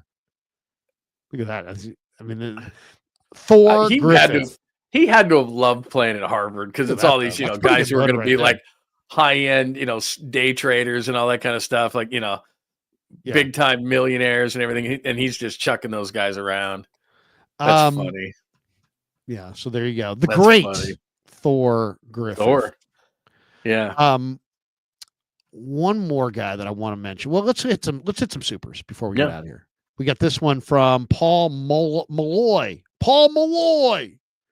Malloy. Lawyer Malloy. New member. I always give a little clap. For new members. Golf Welcome clap. aboard. Welcome aboard. Very nice. Very nice. Enjoy the green room. Drink and eat anything you like that's there. 6 minute abs, which is very that is a long I wish game. I had 6 minute abs. That was the Ben Stiller movie. Yeah. Very funny movie. The guy had killed somebody and put him in a bag and was carrying the bag in the front seat when they were discussing 6 minute abs. Classic American cinema. He says Milro will be the steal of the draft. Bama has no skill players in the draft. Big mistake passing on him. Time to evolve, Kyle. Wow. Okay, so wait a second. This guy, this is a very, very intriguing prospect. Why? Okay, so he played at Bama. He's 6'1", like 225, and absolutely ripped. Totally shredded. Incredible shape. The guy has 4.3 speed. So as far as running quarterbacks go, this guy's a home run hitter. This guy can get to the edge, and he's gone. Now, in Mobile at the Senior Bowl, he looked like he was playing a different sport. Like he was so bad. He was like terrible. And he was in the bowl game too. I mean, but he also has had some moments of unbelievable. I mean, did anybody see the Iron Bowl when he hit Isaiah Bond in the back of the end zone after running around with the game winner? I mean, this guy's got some highlights. If you scouted off highlights, you would draft Milro in the top 10. But if you really watched him in Mobile, you wouldn't draft him if the draft were 10 rounds long. So I don't know what to say. 6 minute abs, all due respect, I wouldn't touch him. You have to win from the pocket in this league, and he has a long way to go, and it's so hard to develop quarterbacks. Somebody said, I read something the other day where he was the best running prospect ever. You ever heard of Michael Vick? He was pretty good. But having said that, the guy can run, there's no doubt, but Justin Fields can run. And if I'm the Jets and I'm a Jets fan, I'm pissed off that he's going to be my quarterback this year. You have to win from the pocket. And Jalen Milroe is interesting. I saw a video on Jalen Milroe. Both his parents are from the military. He's very disciplined. He's used to being coached. He's a great kid. He has a great character. He's a great leader. He's going to the draft. He's going to be the last one in the green room, and he knows what the odds are against him. But he's going to Green Bay, and he's going to be sitting in the green room. But he just believes, So he's a great kid. I like him. It's just like you said. I saw the Senior Bowl practices. I saw the bowl games.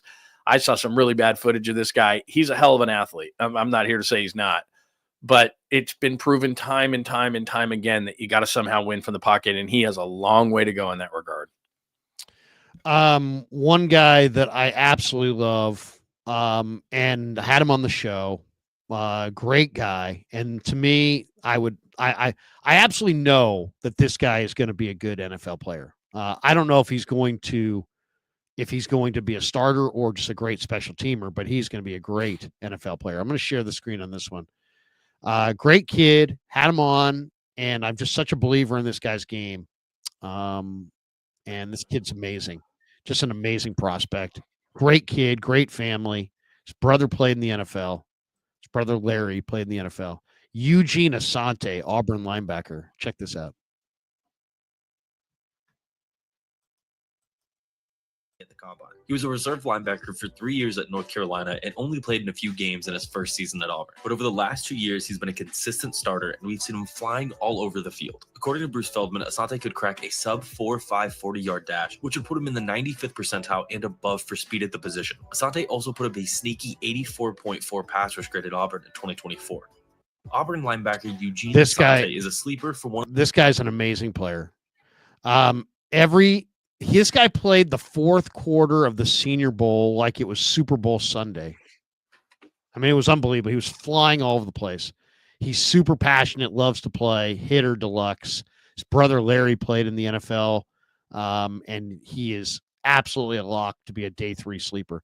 M Squared says, what matters more, film or combine measurements and look? Film. The film, the old saying, I lie, you lie, the film doesn't lie.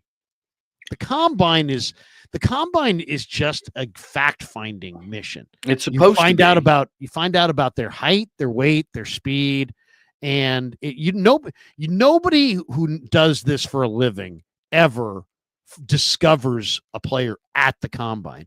Those numbers reinforce what you saw or didn't see. So if you see those numbers and you see the rankings and you see the guy 1, 2, 3, and you think the guy who's listed 1 is the best player and the second guy is the second best, that's not that's not what you're looking at. You're just looking at an individual athletic test and how they ranked in that test. And that could be, some schools do these tests over and over and over again to prep these guys throughout the year, and their players test well. Other guys are doing this test for like the 3rd or 4th time. Yeah. And they're not going to test as well. So there's also that factor. And what it is that what teams are trying to do as part of this process is they're trying to minimize risk. And so what I mean by that is there are standards by which the NFL goes with, right? So an edge rusher, for example, on average is like 6'3.5", 252 pounds, runs a 4.6, 740. You know what I mean? They do these measurables. And so what they're doing is it's almost like Vegas. If you fall outside of those parameters, then the film has to be just otherworldly outstanding. If you're in those, but like we talk about a Shemar Stewart, if you've just got all these measurables from that, but then your tape is just okay, they're okay with taking. That's why I think there are so many failures in the first round, because they take these averages, and then if a guy is way above it but has okay film, they fall in love so much because they're human beings. They're not computers, and they fall in love with all these height, weight measurables.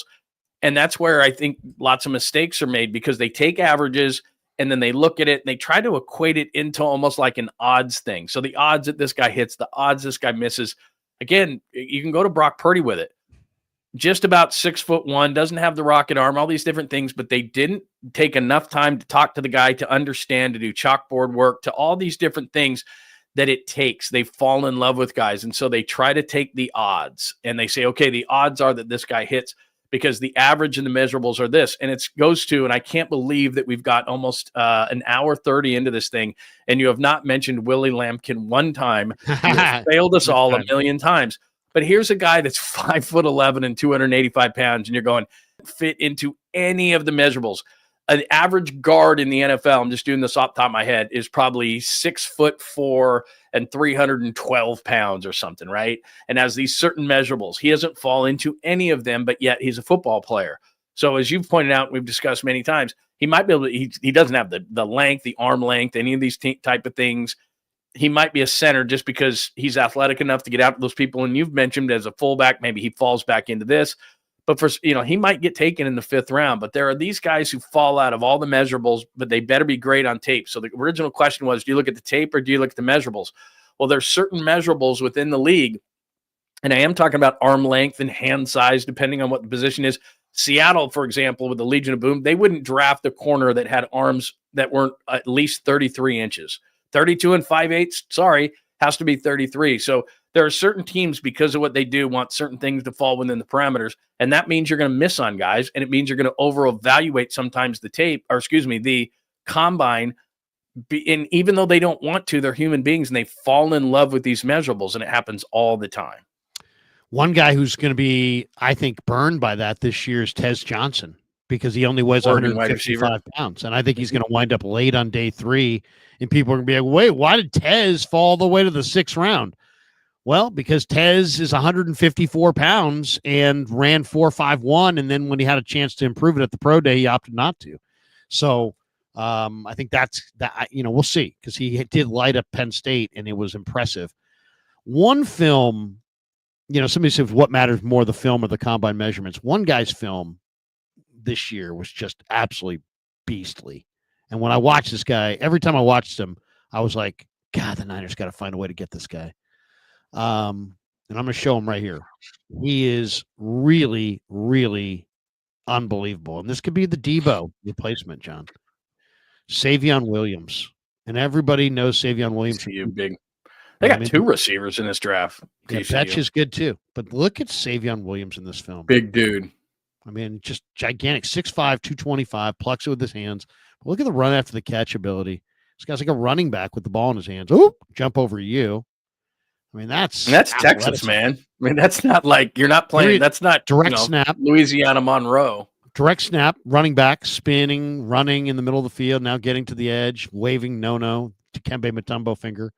Here he is popping to the corner, gets to the edge, toying with these guys' footwork. This guy's 6'5", 2 1/4. He's got huge hands, 93rd percentile.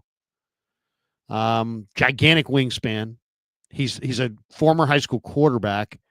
He was a Wildcat quarterback for TCU. Look at this down the seam. Goodbye. And look at him run away. I mean, those guys aren't catching him. Plus, you love dudes like that who played quarterback because they understand the whole concept of the offense and not just their position. This guy's got a lot of Debo, man. His ball skill. There's better receivers, better ball skills.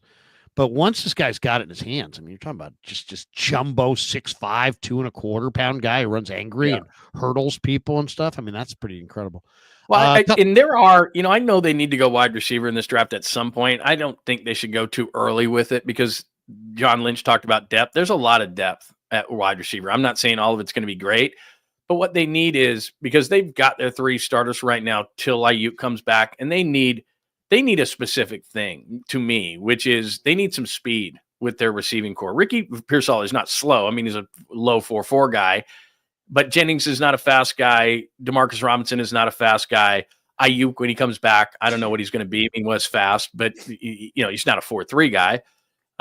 That's what Danny Gray was supposed to be. That's what they've tried to get for years under Kyle Shanahan. Somebody. What do you want, though? I mean, you mentioned the kid Noel from Iowa State. I don't think he's a bad guy. Yeah. They need to find somebody with some speed. And again, not just speed. Like there's a kid, Deontay Thornton of Tennessee, who's a 4.33 guy who's 6'5", 220, and I mean he's just a burner straight down the field. So I mean, or Arian Smith. How about Arian Smith from Georgia? I mean, if you wanted to take a flyer on one of those guys late, I wouldn't be opposed to it. But I think those guys, I wouldn't call them risks. I would just simply say that you might not get what you need to get out of them in the first year or two. But they need to find somebody. They've tried to get speed onto this team at the receiver position, and they just haven't been successful with it. This is a deep draft for wide receivers. It doesn't have the high end that it's had, and you and I have talked about him. I mean, McMillan's going to go. It sounds like Matthew Golden from Texas is going to go. Burden is dropping a little bit. He's probably going to be a second rounder. But then after that, it's beauty in the eye of the beholder. There's big receivers, as you just showed. There's fast receivers. There's all sorts of types. But the Niners need, and I don't mean a 5'9", 175 guy. I'm talking about, they need to find that, at least like a 5'10", 190 with some speed. Because you got to be, I don't care if you're just a fast guy, you've still got to be physical and a blocker if you're the Niners, no matter what. So they got to find that. They're missing that element in this offense. The guy who I think is their guy is a guy they had a visit with. He's one of my favorite sleepers in this draft. It's Ole Miss wide receiver Jordan Watkins. Now, this guy is really something, man. This guy runs 4.37 in the 40. Inside, outside, he's very versatile. Yeah, he's a yak threat. He's competitive as heck. He had 8 catches for 254 yards and 5 touchdowns against Arkansas. Okay. It was so amazing that I actually dug it up for you because it's unbelievable. It's unbelievable. You're going to see this yourself. You know, many guys have like they don't want their wife to see their computer because they think they might have some unsavory things. Your computer is full of highlights. I love it. Your wife's like, "What's in your computer?" Highlights. College highlights. I get this. Who is Jordan Watkins? Well, honey, it's funny you should ask. He's got 4.37 speed. Is that OnlyFans? No, it's not OnlyFans, honey. It's not OnlyFans. It's only Ole Miss fans. Exactly. Here we go. Here we go. And Jackson Dart is the quarterback here, and he's throwing. This kid had 8 catches for 254 in this game, and you're going to see all 8 catches. Okay, this guy is 6 feet, 200 pounds. See, that's the size you're looking. I mean, you don't want a small. I'm not a Cowan guy, you know. 4.37 did it in the SEC.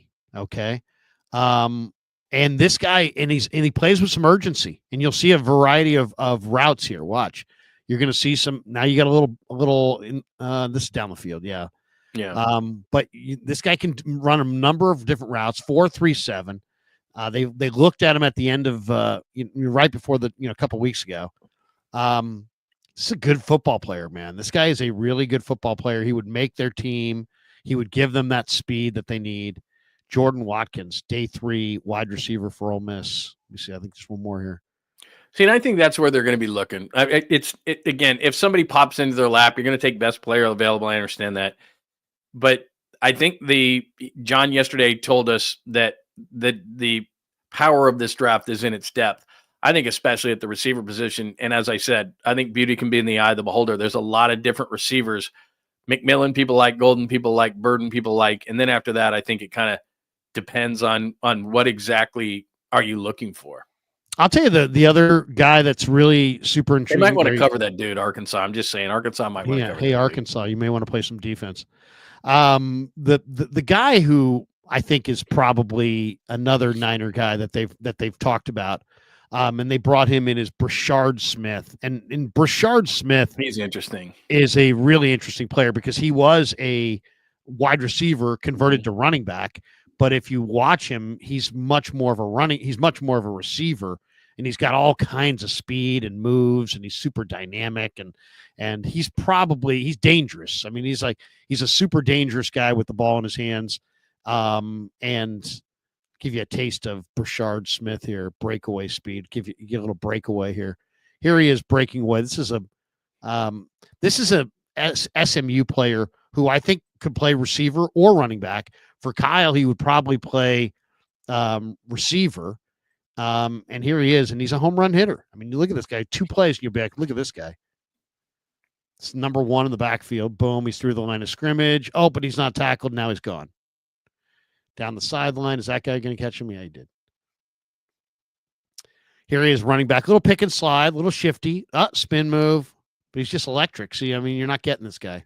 Fumbled caught it again.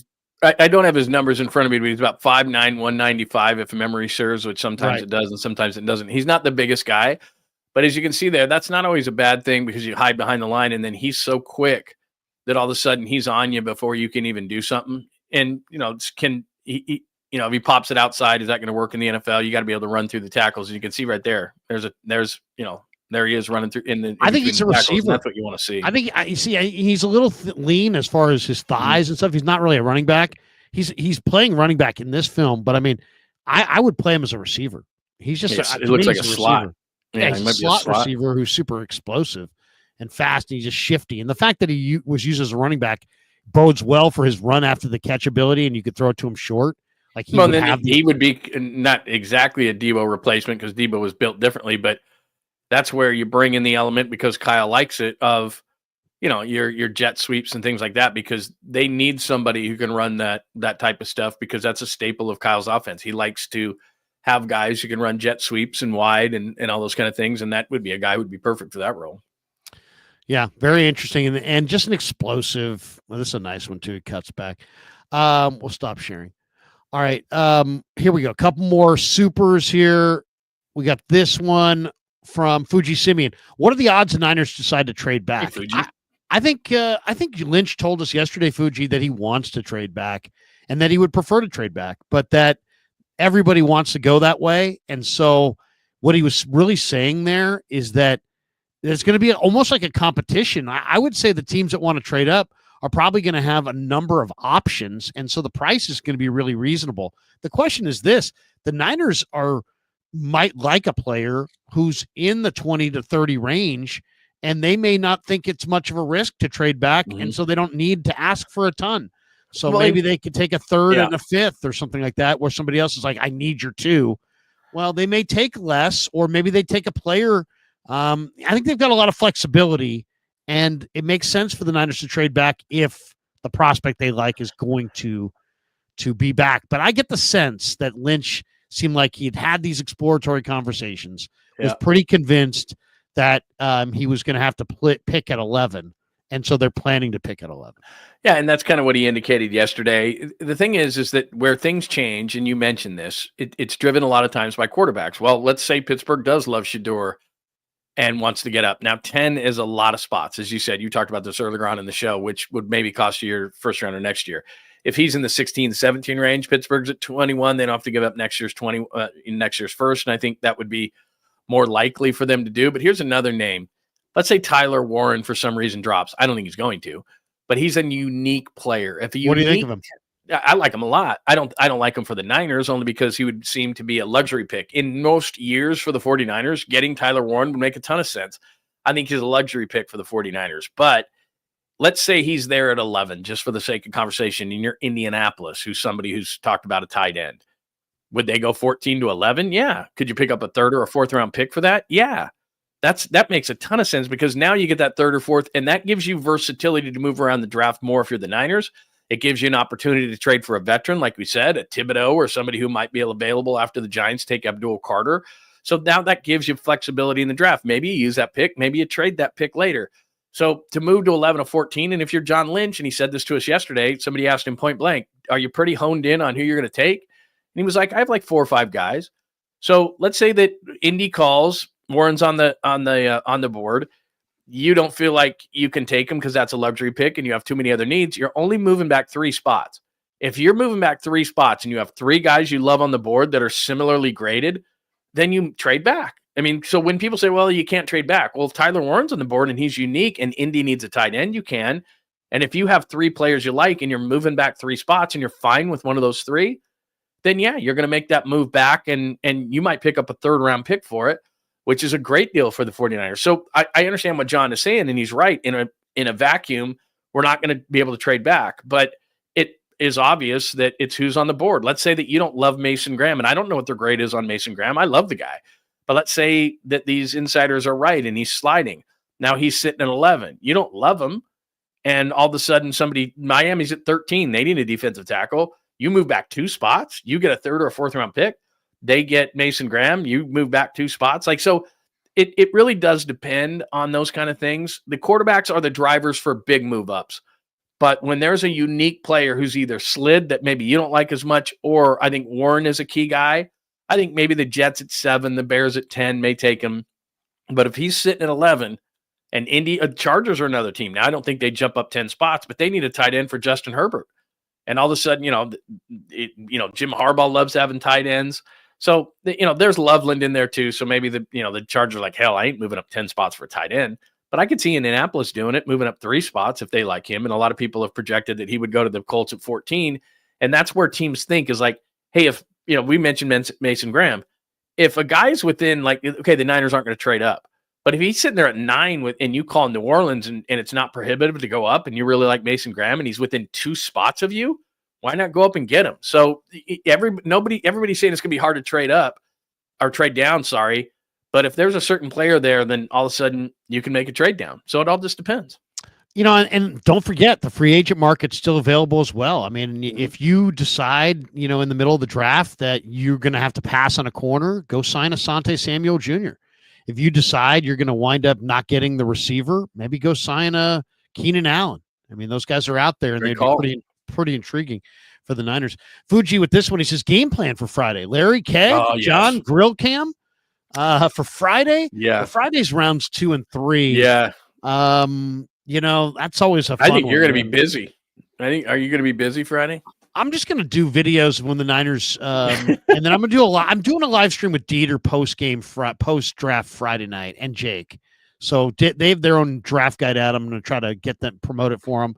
And so we're going to come, I think, Friday night. Thursday night, I'm going to be doing the 𝐾NBR show for a couple hours, and then I'll go live before the 𝐾NBR show after the Niners pick.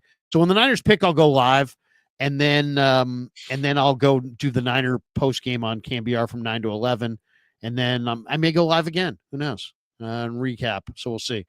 But then Friday, we'll go live when the Niners pick. And then we'll also do a little post game with those guys. Saturday, Kev's going to join me for a bunch of stuff on Saturday, I know.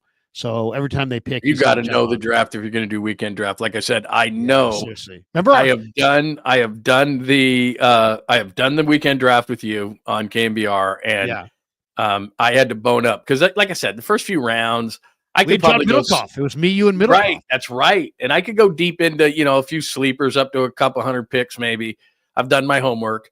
But man, you get into the deep Saturday, Sunday stuff, and that's not Sunday anymore, but it used to be. You're carrying it. Like I'll tell you this right now. Like when I would do the draft show with you and me, it was different. But like Papa is not a big college football watcher. Like he's big in the NFL, but he'll cram for this thing.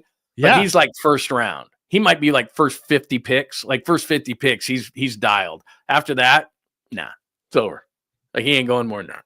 Yeah, that's it. That's where it ends. Yeah. It's an illness. I know it is. This is your day, man. Look, I love it. This is Christmas, man. Tomorrow, it's exciting for everybody because you know what?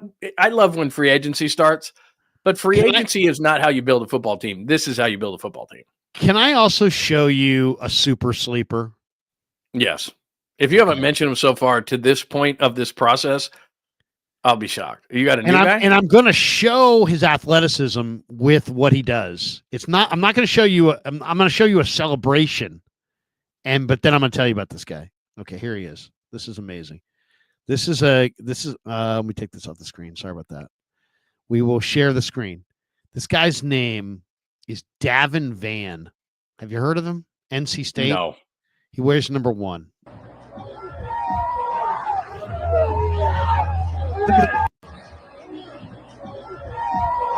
Gymnast. That number 1. He's 6'1", 270 edge rusher. I was about ready to say he looks thick. I mean, it was like when I first saw him, I thought maybe wearing number 1, he was a wide receiver, but he's thick. Dude, this guy is a hell of a player. Mary Lou Retton. Davin Van. Seriously, this guy is an incredible player. I had him in my notes from early in the year, and I forgot. I forgot he was even in this draft. Nobody talks about this guy at all. He was snubbed by the combine. He made the Bruce Feldman freaks list for a reason. This guy's 6'2", 275. They clocked him at 4.69 in the 40 with a 33.5-inch vertical. He led the nation this year with 6 forced fumbles to go with 8 sacks.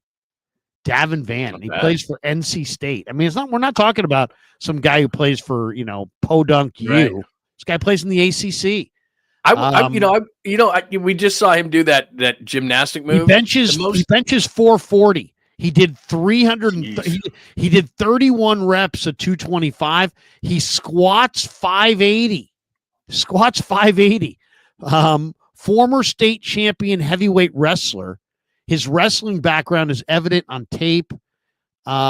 This guy is unbelievable. I got to show you this. This is the film that you got to look at real quick. I showed you that jump. That's just a little taster. That's a little nothing. Test. That's a little taste test. Ain't this? Look at this. Here he is at defensive end. Now he's playing. This is how he forces all these fumbles. So he's playing up, right defensive end, hand usage, boom, sack, ball comes out. See, I like guys who force turnovers. Oh yeah, this is it. This That's guy's D Ford. He's like D Ford. Like it's great that you get the quarterback, and in the case of like Shemar Stewart, that you get close to the quarterback. Now he's inside. Look at him. Now he's playing inside. I want you to turn it over. Inside rusher, Riley Leonard, sit down. We Probably smoked not him. Riley. Two guys over there. Look at that. They know they chip him. He spins inside. He gets chipped. He still gets the quarterback. Now he's. See, I think that's a skill. You know what I mean? It's great getting close. It's great getting the pressures. It's all those kind of things. But you see how he finishes? Like, that's a skill. And so I like pressures and all those kind of things, but I like a dude who makes plays, who knocks the ball out, who finishes the sack. Like, that's what it's about. Yeah. And he's a so little I know that there's a lot of analytics. You know, there's a lot of analytics in football. Oh, he pressured him. He did this. He did that. But I like the dude who's a finisher, man. Yeah. Davin Van, NC State. Just remember that one. He's a free agent type? Day 3 guy, probably. Free agent, yeah. But, I mean, he played in a 3-3-5 scheme. I'll retweet this. You know what the most impressive backflip? He started with a backflip, this dude. You and I was telling this story the other day on my show. You and I stood there. We had John Taylor on. We had JT in. And a couple of years ago, he was 57 years old. And we were standing in that area, afterwards that we do the thing. And JT does a backflip. So I go, dude, I heard you can do a backflip, just a standing backflip. Before the words are even in my mouth, JT does a backflip. And I mean, he was 50. He's 57 at the time. It was like 2 years ago. And I'm like, are you freaking kidding me? Like, my God, man, these dudes, like, that's otherworldly, man. That's just like, this guy's, oh my God. Like, he's 57. Like, these guys are athletes. They're such good athletes, these guys. My God. Davin Van. All right. A couple last supers before we get out of here. As far as keg, no keg, but maybe check back later. Maybe Saturday. I could go pony keg Saturday. Check back later. Do you remember? Are we gonna do our Friday bottom of the pint? Yeah, let's discuss, because I've got some things to do with the draft as well. So it's just gonna kind of we might have to just only for one. We might have to skip for one just because it's with the draft and everything and draft night, or maybe we'll do some going kind of on. Condensed. Thomas Selman says hello from Georgia. Hello, Georgia. Just got back from my first trip to San Francisco and loved it. Did Half Moon Bay too. Thoughts on Rocket Sanders, running back from South Carolina? Oh, I love this. Ball security. Oh, has he fumbled a bunch? Security. Yeah, I think he fumbled. Yeah, he's a really good back. He's quick, explosive, and he's big. One cut and go. I mean, he'd be a Niner consideration. He's a one cut and go. He's big, but he has ball security issues. And this as well as I do, Bobby Turner does not like that. No, that's a deal killer for the Niners. That's a bad one. He's a gap runner with some explosive speed, though, man. There's no I like him. I think he had double-digit touchdowns last year. But he's a north-south runner, but he's a big. And he did it at a couple of different SEC schools. I know he finished at South Carolina. He was at Arkansas before. He was somewhere else in the SEC too. So I mean, the guy can play. It's just if you can't hold on to the ball and you're a Niner. Yeah, no, that's. I do like him though. I do like him. I really like him. He had 2 different injuries from 2023, but he bounced back this year. Raheem Rocket Sanders. Yeah, no, he's good. Yeah, I like him, and I don't mind him as a late rounder or as a free agent pickup. But you got to hang on to the ball here, or you won't stay around. Yeah, no, there's no question about it. And in a deep draft of running backs, he's not nearly my favorite. I mean, I like Kyle Monangi. I like Taj Brooks. Big dude. I like Ja'Cory Krosky-Merritt. There's other guys that I like a lot more. RJ Harvey is one of my very favorite players. He's going to go earlier than people think. A lot of people like him. Central Florida guy. A lot of people like that guy. A lot of people like RJ Harvey. Fuji Simi, quarterback Dart, not attending the draft. What round does he go now? I would say he's a first or second round pick. I think he'll pick. I think he'll be off the board before the Niners pick at 43. You know what? He might be one of those guys, because I don't think he's going to go in the first round. I could be wrong. Maybe Pittsburgh likes him more than Sanders. But the one thing about him is, remember when they finish the first round and they reconvene, that 33rd pick becomes a massive pick. And I could see, and this happens all the time, either you get that quarterback at the end of the first round if you like him because you get that extra year, or when they reconvene and that guy goes at 33. So remember, Lamar Jackson was a 32nd pick. Teddy Bridgewater was a 32nd pick. Like, you see a team come up there all the time to pick up a guy that they like, and they get that extra year with the guy. So there's that side of it, or there's that, hey, you got the 33rd pick. I think the Browns have the 33rd pick. So it's like, okay, let's get with them and see what they want. Let's say the Browns don't take a quarterback at 2 and Dart's sitting there, to start the second round. Then does Cleveland take Dart and they get Hunter and they get Dart? Remember, Drew Brees was a top of the second round guy.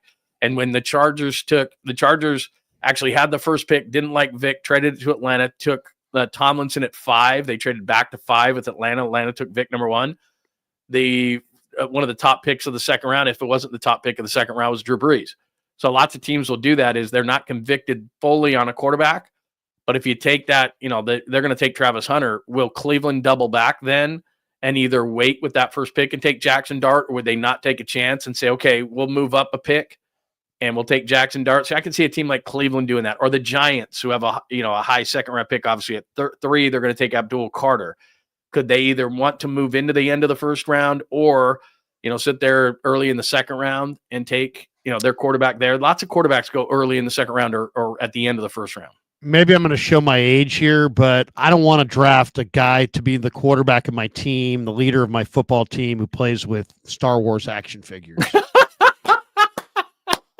That's just me. I mean, it's kind of like that's just me. It's kind of like there's a couple of quirky. I got nothing against fondling some Chewbacca or whatever. Yeah. But you know what? Fondling some Chewbacca. I won't judge your C-3PO, but just stay away from my huddle. Well, I would say that he's a for big example, Star Wars dork. Yeah, but like Will Levis, for example, the minute nothing against that.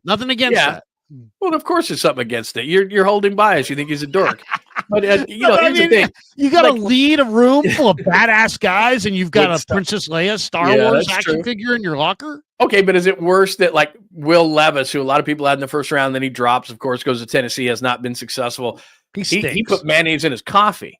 Like at that minute, like if I'm doing an interview with him and he's throwing mayonnaise in his coffee, I'm going, bro, we ain't drafting you. Bro. Mayonnaise in your coffee, bro. Get out of here. Yeah, no way. Don't come back. Yeah, I'm not doing mayonnaise in your coffee. I'd rather have a guy playing with Star Wars action figures than putting mayonnaise in his coffee. He's not my quarterback.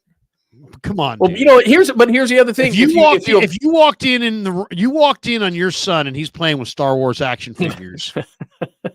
And he's above the age of 15. What do you say? What do you say? Yeah, that's a problem. But again, here's the other thing. I would hold this against Mahomes. Mahomes That's a problem. Mahomes orders like the nicest steak in the house and throws Heinz ketchup on it. Like, that'd be like, bro, what are you doing? That's bad. Like, I don't use ketchup. Like, again, do whatever you want. I don't care. Put pineapple on a pizza. Whatever. I don't care. You do whatever you got to do. Whatever you got to do. I don't do ketchup on anything. Like, it's not my thing. I'll put salsa or hot sauce or something. I'm not a ketchup guy, but he's putting ketchup on I'm like, he's got the money to do it. Like, we're talking like a Wagyu. He's eating Kobe beef. He's eating Wagyu or Kobe beef or something, and it's $500 an ounce. And then he's putting the Heinz on it. It's like, do you have any Del Monte? Do you have any Del Monte? Dude, we don't have ketchup in this restaurant. He's like, well, crush some tomatoes, man. It's like, no, we don't have ketchup. You don't put ketchup on a steak. I always called it ketchup, but somebody says it's not ketchup. It's catsup. Nah, it's ketchup. It's ketchup, right? Even if it was ketchup at some point, we've Americanized everything. And it's ketchup. Yeah, I don't know. Yeah. All right. Sorry. That's ketchup on a steak's bad, but Star Wars action figures worse. That's bad too. I guess so. Could you imagine if that got around too? It was like, you walk in there and you're one of those Star Wars dorks, and you walk in, it's like he's walking in and he's like a stormtrooper or something. It's like, what the hell are you dressed like that for? Oh, the new Star Wars is coming out. Get out of my locker room. Get out. Get out. What happened at Niners camp today was that the 49ers starting quarterback was attacked by a practice squad defensive tackle. And it was over a Star Wars action figure that the quarterback suggested was stolen from his locker. Oh my God, that would just be absolutely epic. We got this one from M Squared. I comp Graham with Breeze and Nolan with Carter. I think he's talking about Brian Breeze, of the guy for the Saints. Yeah. played at Clemson. Yeah, I'm not a huge fan. I wasn't a huge And fan when Nolan he with was at Clemson. Jalen Carter, which I mean, Graham's I different. like Jalen Carter a lot more than I like Breeze, but I also like Graham a little bit more than I like Breeze. Well, Carter's in a whole different world. Jalen Carter in college threw people around, and he does it at the pro level. Breezy, he's also about 20 pounds heavier too. He's about 318 pounds at that point. And I'm not a Breezy guy with the Saints. Graham is different, man. We showed the highlights earlier. He's a wrestler. He's a leverage guy. He's a Tasmanian devil. I like him a lot. And if he was there at 11, I couldn't race the card up, even though it's not really a card anymore, fast enough. I just think he would be a great tone setter for this team. I really like him. And like I said, this is about teams overrating height, weight, speed in the first round. And the process is so long that people are starting to say, oh, Mason Graham. And they're just doing it based on the fact that his athletic traits aren't at the top level, but he's a football player. And he understands leverage and how to play and all these things. And he's clearly been coached well. And, he's a great football player. And so, look, I'd take him at 11. Now, if the Niners didn't like him, I think somebody would come up to 11 and trade. That's what I'm talking about. If Graham falls to 11, I'd take him. If the Niners don't love him, then trade back and get a couple of spots. Yeah. That's the kind of thing that you can, like John Lynch is saying, we can't trade back. Well, if Mason Graham's there and you don't like him, you can trade back. If Tyler Warren's there, especially the year after Brock Bowers breaks out with the Raiders and the Colts or somebody like that, or somebody we haven't heard of loves the guy, then you could trade back. It's just, quarterbacks do that. I don't think there's a quarterback to trade up for, but there will be a possibility of certain players are on the board. I think so too. And you never know. Everybody plays the cards close to the vest. A lot of teams don't like to propose trades beforehand because they don't want people shopping their trades. Yep. Good point. So a lot of times the trade that you get on the clock is the best offer you get. M Squared says, I'm surprised people say how Kenneth Grant's stock is high due to Mason Graham. Well, because Mason, I would say, they were a great pairing, right? One guy's a two-gapper in Grant, who's very, very strong naturally. And the other guy's a leverage player who's super hyperactive and everywhere. I mean, there's no question that Mason Graham is a better player than Kenneth Grant right now. The question is, Kenneth Grant's 6'3", 330 and fast, and that could be really impressive in a couple of years as he learns the position. M Squared says, who benefited more from college help, Clelin Ferrell or Trayvon Walker? I would take Ferrell. Clelin Ferrell played on that line with everybody. He had everybody on that line. Didn't he have like 4 or 5 other good players there? Oh, yeah. They were great. They had Dexter Wilkins, Lawrence on that defensive line. They had the dude Christian Wilkins. The Wilkins was on that line. I mean, that was KJ Henry. They had a bunch of kids. Everybody knew. I mean, the Raiders. What Mike Mayock did there, terrible. Where they were talking so much about character. And we got to get character guys. We got to change the culture. I mean, I understand that. You got to get athletes, but you got to get players who can play. Like Clelin Ferrell. Everybody knew that year. It was like they took him at 4, and it was like he's okay. Like he might be a first round pick, but it was like nobody had him at 5. And then Raiders put so much emphasis on trying to change the culture when he came in. Mike Mayock was like culture, and it's like, dude, but not at the expense of the football player. And that was just a weird, that whole thing. This is a really interesting super chat though, because in some ways you could argue that Mason Graham is the Clelin Ferrell of defensive tackles, and that Trayvon Walker and Shemar Stewart is a Trayvon Walker type defensive end. Trayvon Walker, another guy, big, strong, fast, not a lot of production. Ferrell had good production, but limited upside. And like, who would you rather have right now? Well, I'd much rather have Trayvon Walker today than Clelin Ferrell. So on that note, should I say that I'd much rather have Shemar Stewart than Mason Graham? It's hard to say. I think Graham's a lot better. I mean, they're different positions, but I think Mason Graham is a really good player. I do too. 6-minute abs. First 6 games of the college season, Milro was projected number 1. Once teams figured out Bama has no skill position players, they stacked the box and spied him. That still doesn't explain why he looks so bad in Mobile. NBA Ryan Williams, their wide receiver, who's going to be a first round pick, wasn't anything. Yeah, and they had some. Come on, they had their freshman wide receiver was awesome. Well, and now the year before he had Isaiah Bond. NBA says, who would be a terrible 49er first round pick? I would think I don't like Mikael Williams, and here's why: because I think he didn't play a lot. He was a 5-star guy. He hurt his ankle last year before the first game. He then used it as an excuse. He's still using it as an excuse. The other day, he got outplayed by Jalon Walker in a workout so dramatically, and he's still saying that his ankle isn't right. So either you're not a quick healer, but then the production's not there. The workout I thought was just okay. To me, where you really the places where you find bust a lot are highly ranked Bama, Georgia, LSU, Ohio State players, because they have high ranked players every year, and some of those years those guys aren't good. And so to me, he makes me nervous. Mikael Williams makes me nervous that he's going to be solid, but nothing more. And the Niners really, more than anything, don't need a solid anything. They need a great player at whatever spot. So that's how I feel. Yeah, I would agree. And, just if I'm them, and this is, it almost is easier this way. Now they're at 11, which makes it easier too. But I also think that they have so many needs, and people can say they're drafting for need. Well, if they're drafting for need, Tennessee, I mean, if you're drafting best player Tennessee, it's not Cam Ward. I mean, they combine both of them together. That's just what they do. You're not just drafting best player. That's a great philosophy.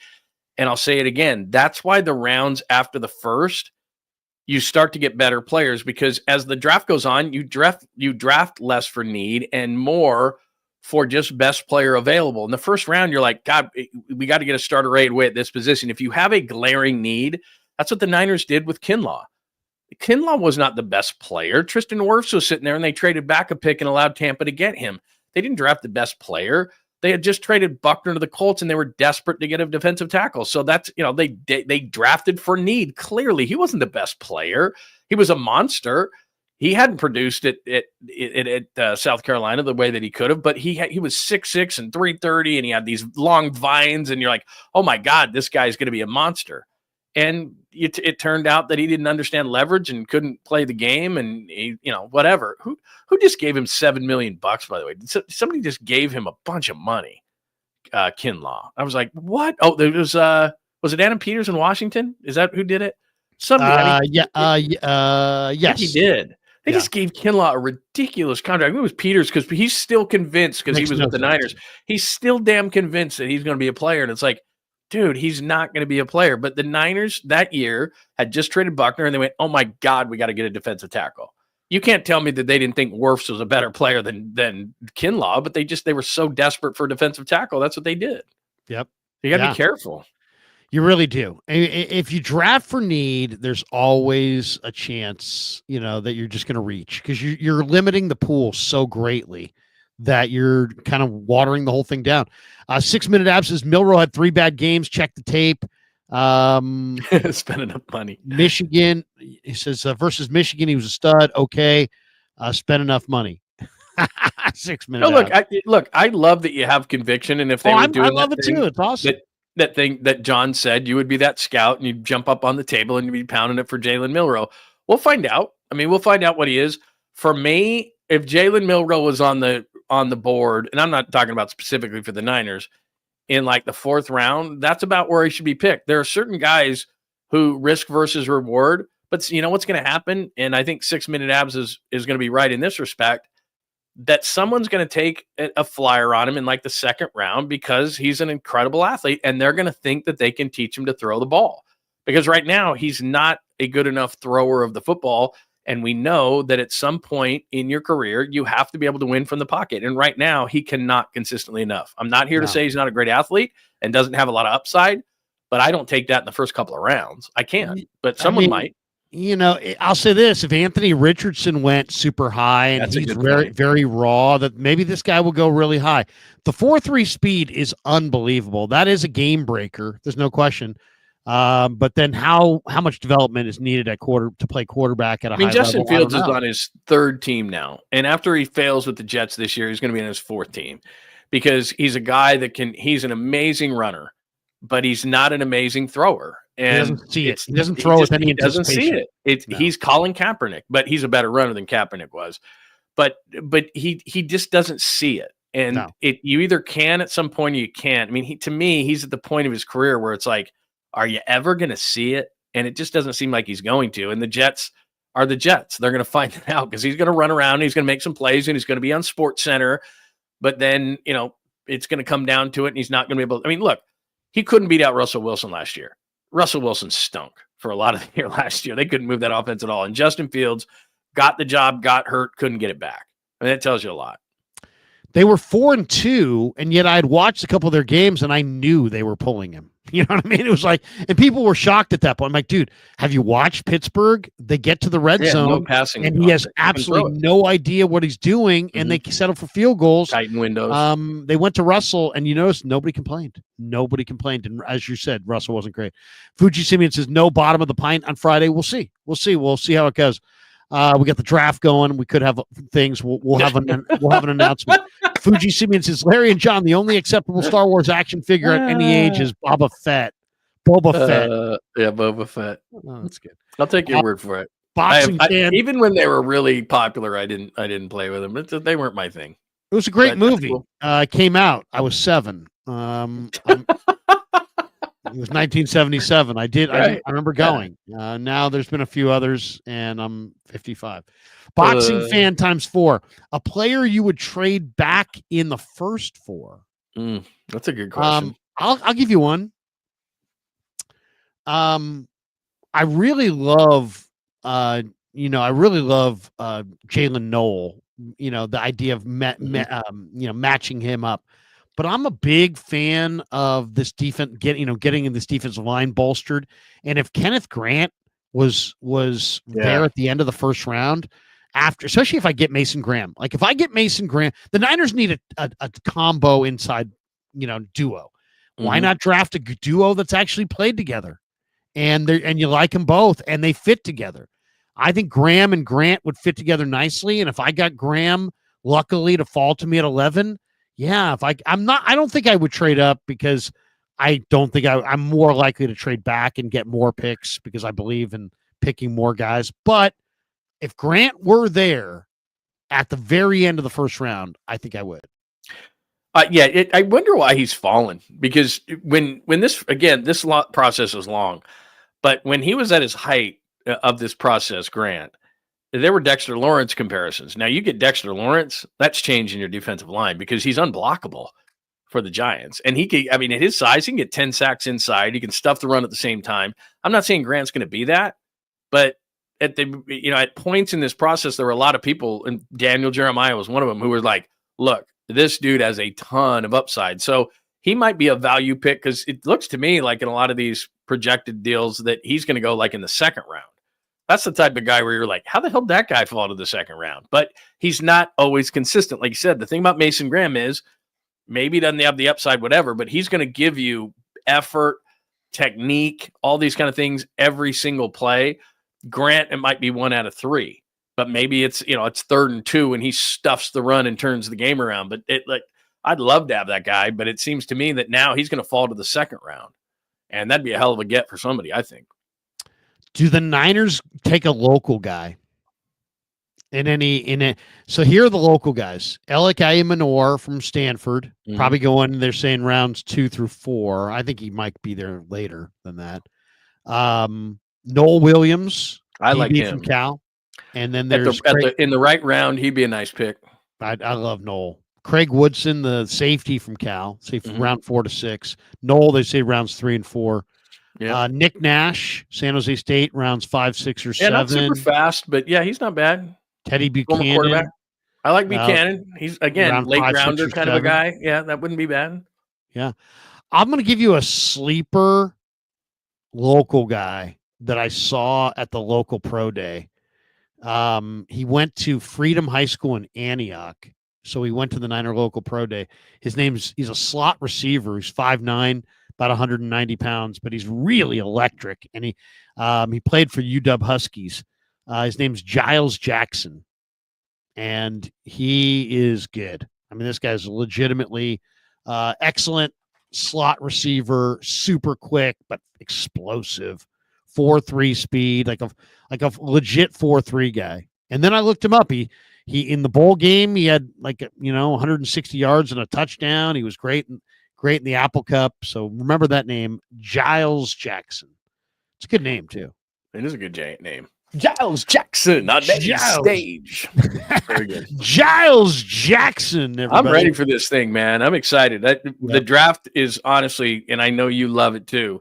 It's one of my favorite times of the year, and a lot of people think all this is kind of dorky and all this kind of stuff. I think the drama of it and who's going to trade down and who's telling the truth and who's not and where guys going and you're mad that guy went there and all this because you love a guy, right, pre-draft, and all of a sudden he goes to the Seahawks, right, and you got to hate the guy. And I this lying game that the GMs are putting together, and the whole thing intrigues me from start to finish. I think it's awesome. By like late Saturday, I know this is when you start loving it, but it can get old like 6th, 7th round, but first few rounds of the draft, I just can't get enough of it. It's the best. I love it. Last Super M squared. How about Fisk instead of Breeze? That's it for spending. LOL.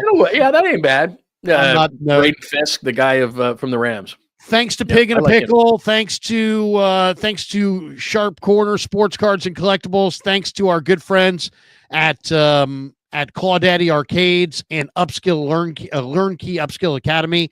The links are in the description below. This is the final day to sign up for the NFL Draft Contest brought to you by Learn Key. All you got to do is pick the first 12 picks in the draft. Whoever gets the most right gets a $100 Visa gift card. Second place gets a $50 Visa gift card. The link's in the description below. That's going to do it for us. Thanks to John. Thanks to all of you. Thanks to M Squared for the last Super. Have a great rest of your day. Peace. Thanks for supporting the Kreug Show and John Lund Unleashed. Yeah, never met a man I've been scared of. Careful, you gon' get